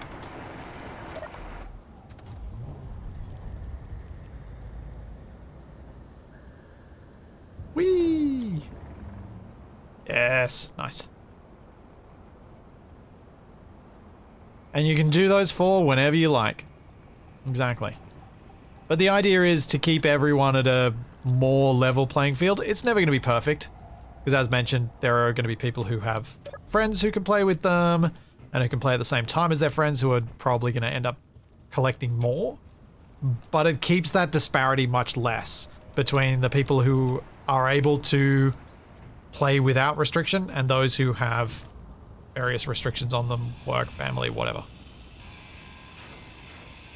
But it's mostly to keep people more in line with where I'm at, so that we don't end up with the situation I did with my very first community server that I ever ran, which was in Ark, where day 1 people were already doing stuff that I didn't even understand, let alone have the ability to do.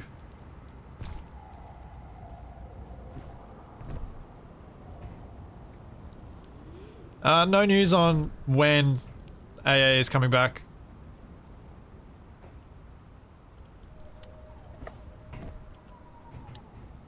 Unfortunately. It may end up being away for a while. A long while. I cannot get to my mag plate. Like I named it.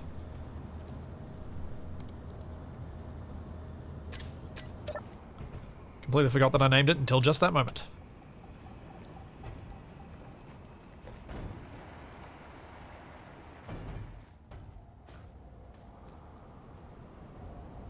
Who do we blame for AA then? Insurance companies?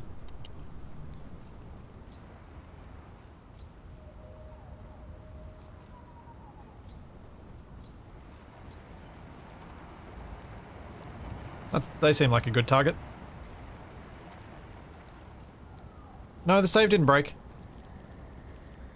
AA is actually quite resilient to save breaking because it's been like 6 or 7 different saves at this point.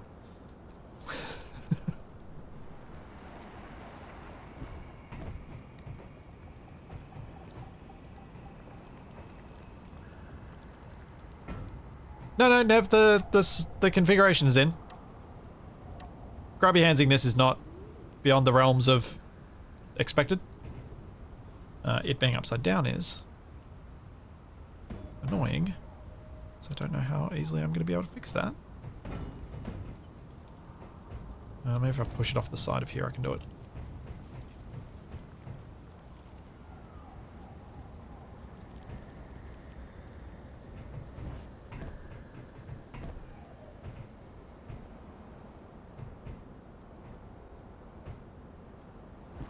I don't know whether... I think it's fine to be able to manipulate a solar panel.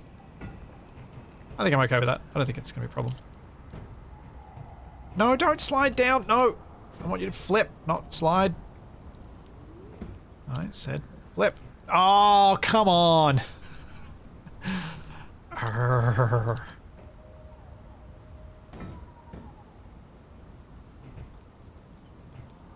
Come on. No, no, no, no, no, no, no, no, no, no, no,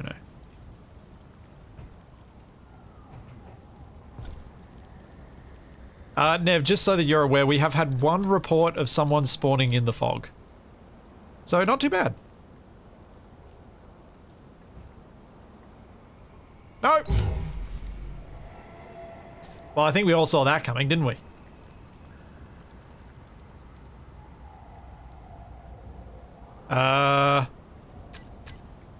What? What happened to my survival kit?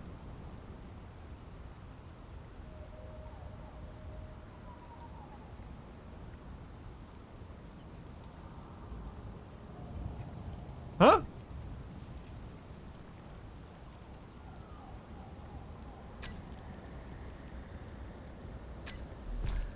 I think I need to make a faction. I think everyone needs to make a faction. Forgot about that.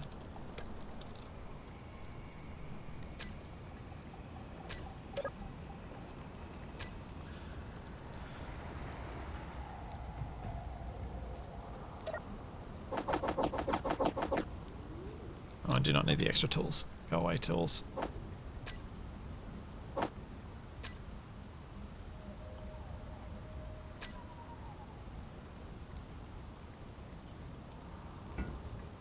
Okay, this time, do not stand underneath it. This isn't going to work, is it? How do I get this hooked up if I can't flip it over?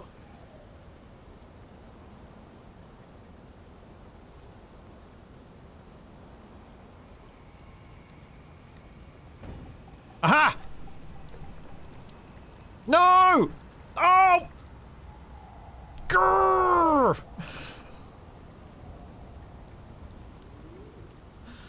Ah, come on, that was so close. I think the center of mass is weird on these. Oh, man.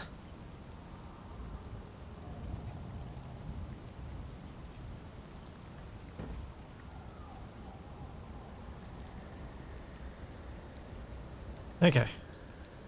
Let's see if I can put... Yes, I can attach that. Good.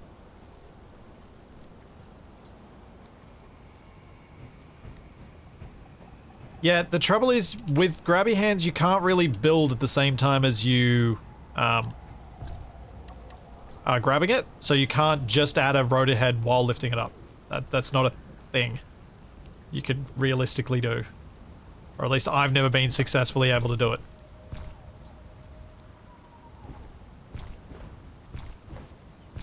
With a helper, sure, because one person lifts and the other person places. But on your own, nah.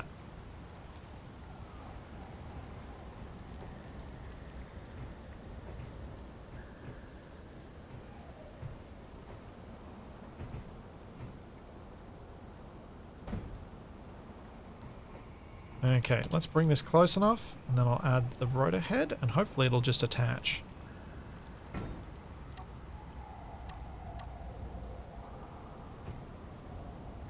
No, why won't you let me place you? Oh, don't be like this. Not like this. Aha! Aha! I am the victor now. Haha. Take that.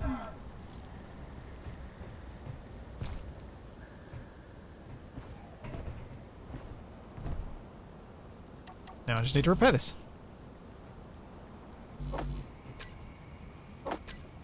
True. I could have just stolen large steel tubes from my wheels. Yep. Yep, that would work. For merge blocks. Though honestly, attaching this via rotor kind of works.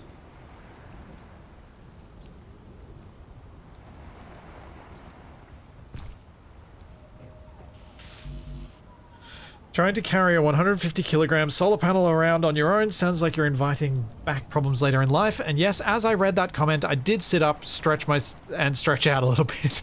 Because I was like, oh, yeah, good point.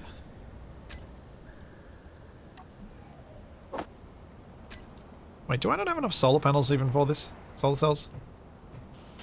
Did some of my solar cells get deleted? So that's not right.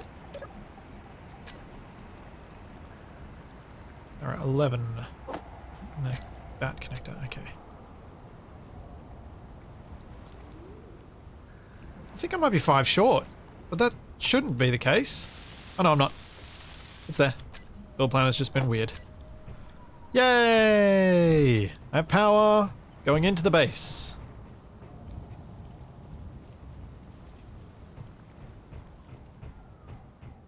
Let's check on a control panel somewhere.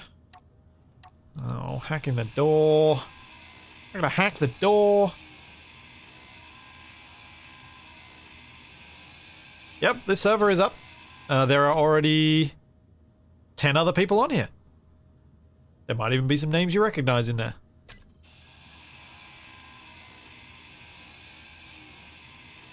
Yeah, I gotta hack both doors.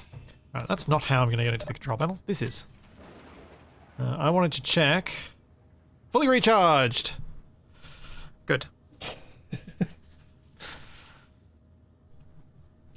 I might need to try and get my other batteries onto this base, but the scrap beacon should protect everything anyway, which is good.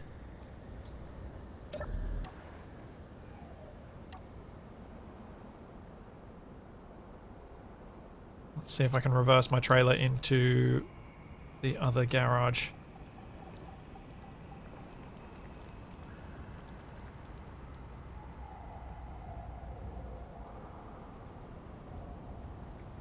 Oh, oh.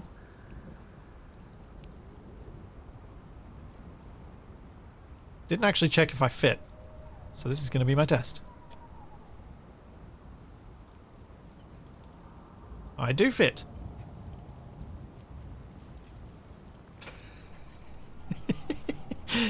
I mean, I bottom out, so it could be better, but, you know.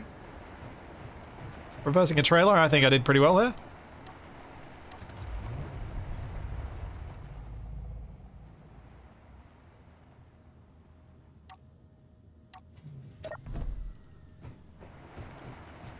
Let's see if I can get it all the way in.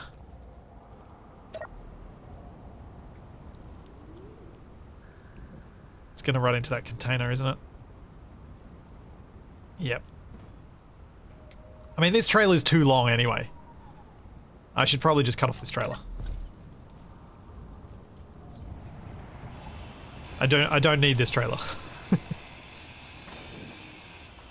I need a shorter trailer that is hopefully a bit better suited to the length of my main vehicle. Because it was only this long because I needed it this long.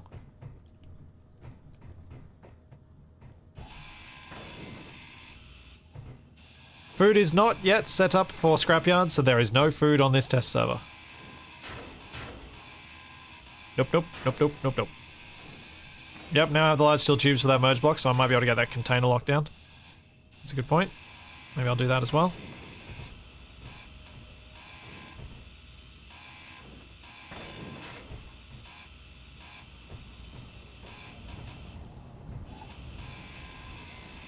Man, I want a better grinder for scrapping. Tier 1 grinder sucks. I mean, yeah, there are mushrooms on the planet, but you can't eat them. Or can you? Can you eat them when you don't have food enabled? I haven't checked.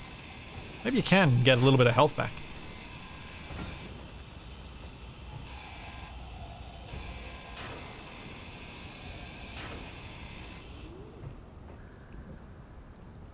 No. I'm actually going to cut this off because if I'm going with a semi-trailer style design, I'm going to make it proper. Put a proper hitch and mechanism so that this thing can actually not be super risky while driving around.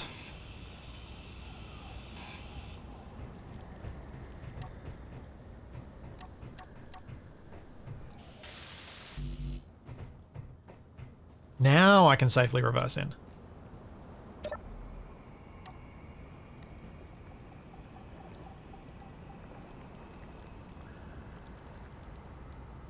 And now I can also do a thing that I never do because it's a fun way to demonstrate why you never do it. I'm going to press P to park.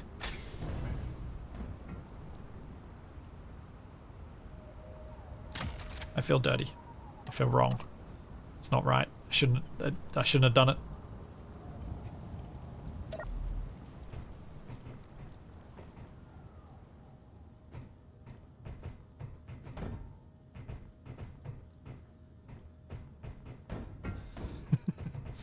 But there we are. We have everything falling off the Rover.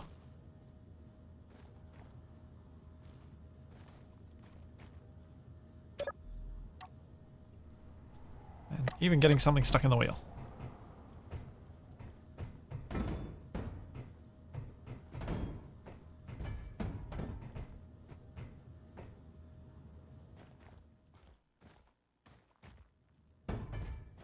And last couple of pieces out of the way so I don't crush them. But I've started my scrap pile.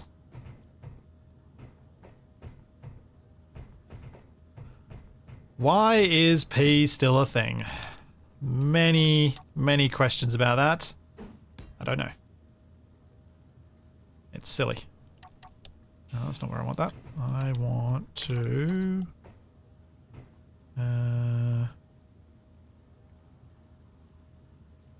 do this.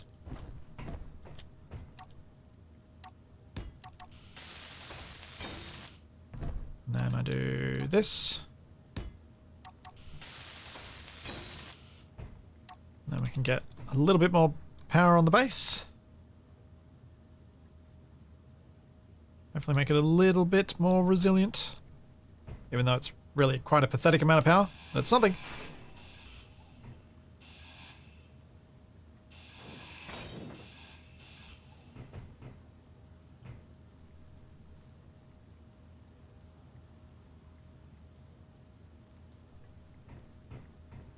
Yeah, the issue with P is that the default is that it's enabled. Not that it's... Now, that's the issue. That the default is having it enabled. The default should not have it enabled.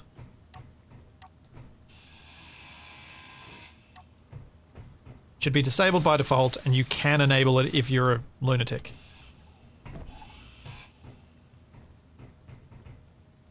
Or have some very specific purpose for it.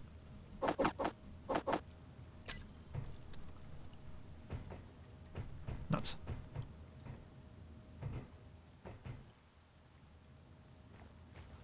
Because having to rely on remembering to do something every single time to make something safe is not a way to make something safe.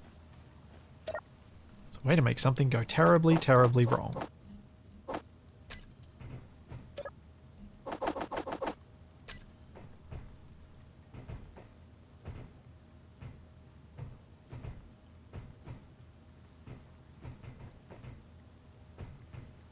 Come on.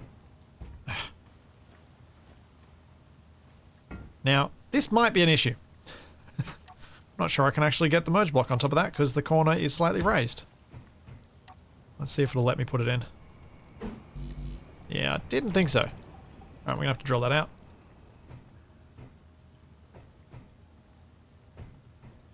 Now, I'm pretty sure we've got this set up like we did the previous one, where the voxels will reset every 24 hours. Because that was such a huge performance saver that I imagine we've still got it set up the same way.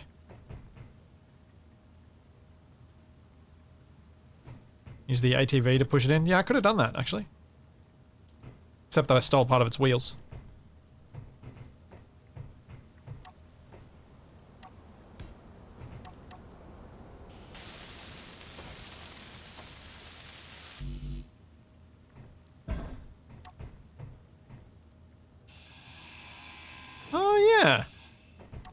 hadn't thought about that, TFE. That's a good point.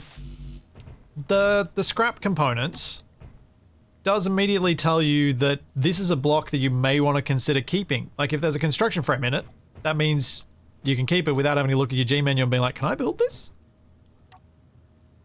Can I?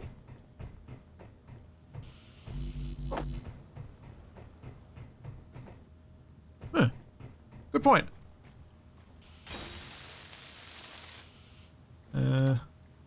Where did I miss something? Oh, Twitch, why do you make this so hard? How do you set it up so Voxels reset? Is that a mod or something? It's a server plugin. If you want to do voxel reset in your own game, in the... can I do this easily? Perhaps. Nope. Windows says no.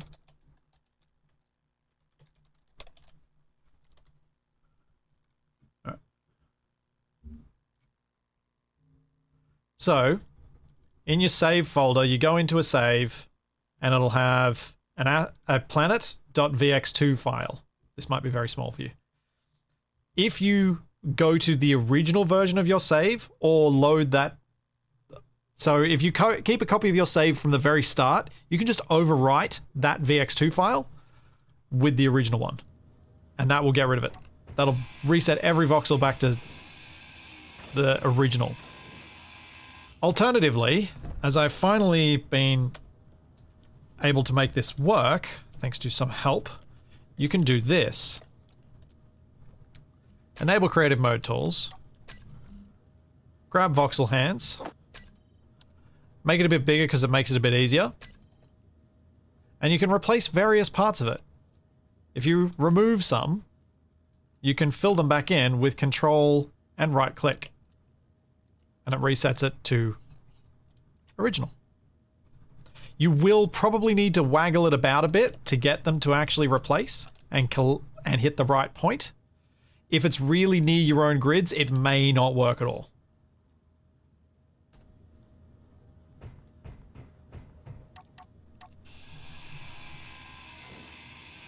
And voxel cleanup, yeah. I'm not a big fan of Keen's trash cleanup on the whole, so I always forget to mention that it's a thing. But yeah, I think I'm in a pretty good spot to join in with some other people on a scrap run and hopefully a stream on this before we hit the end, which I think should be some fun, because at least I've got my own little base.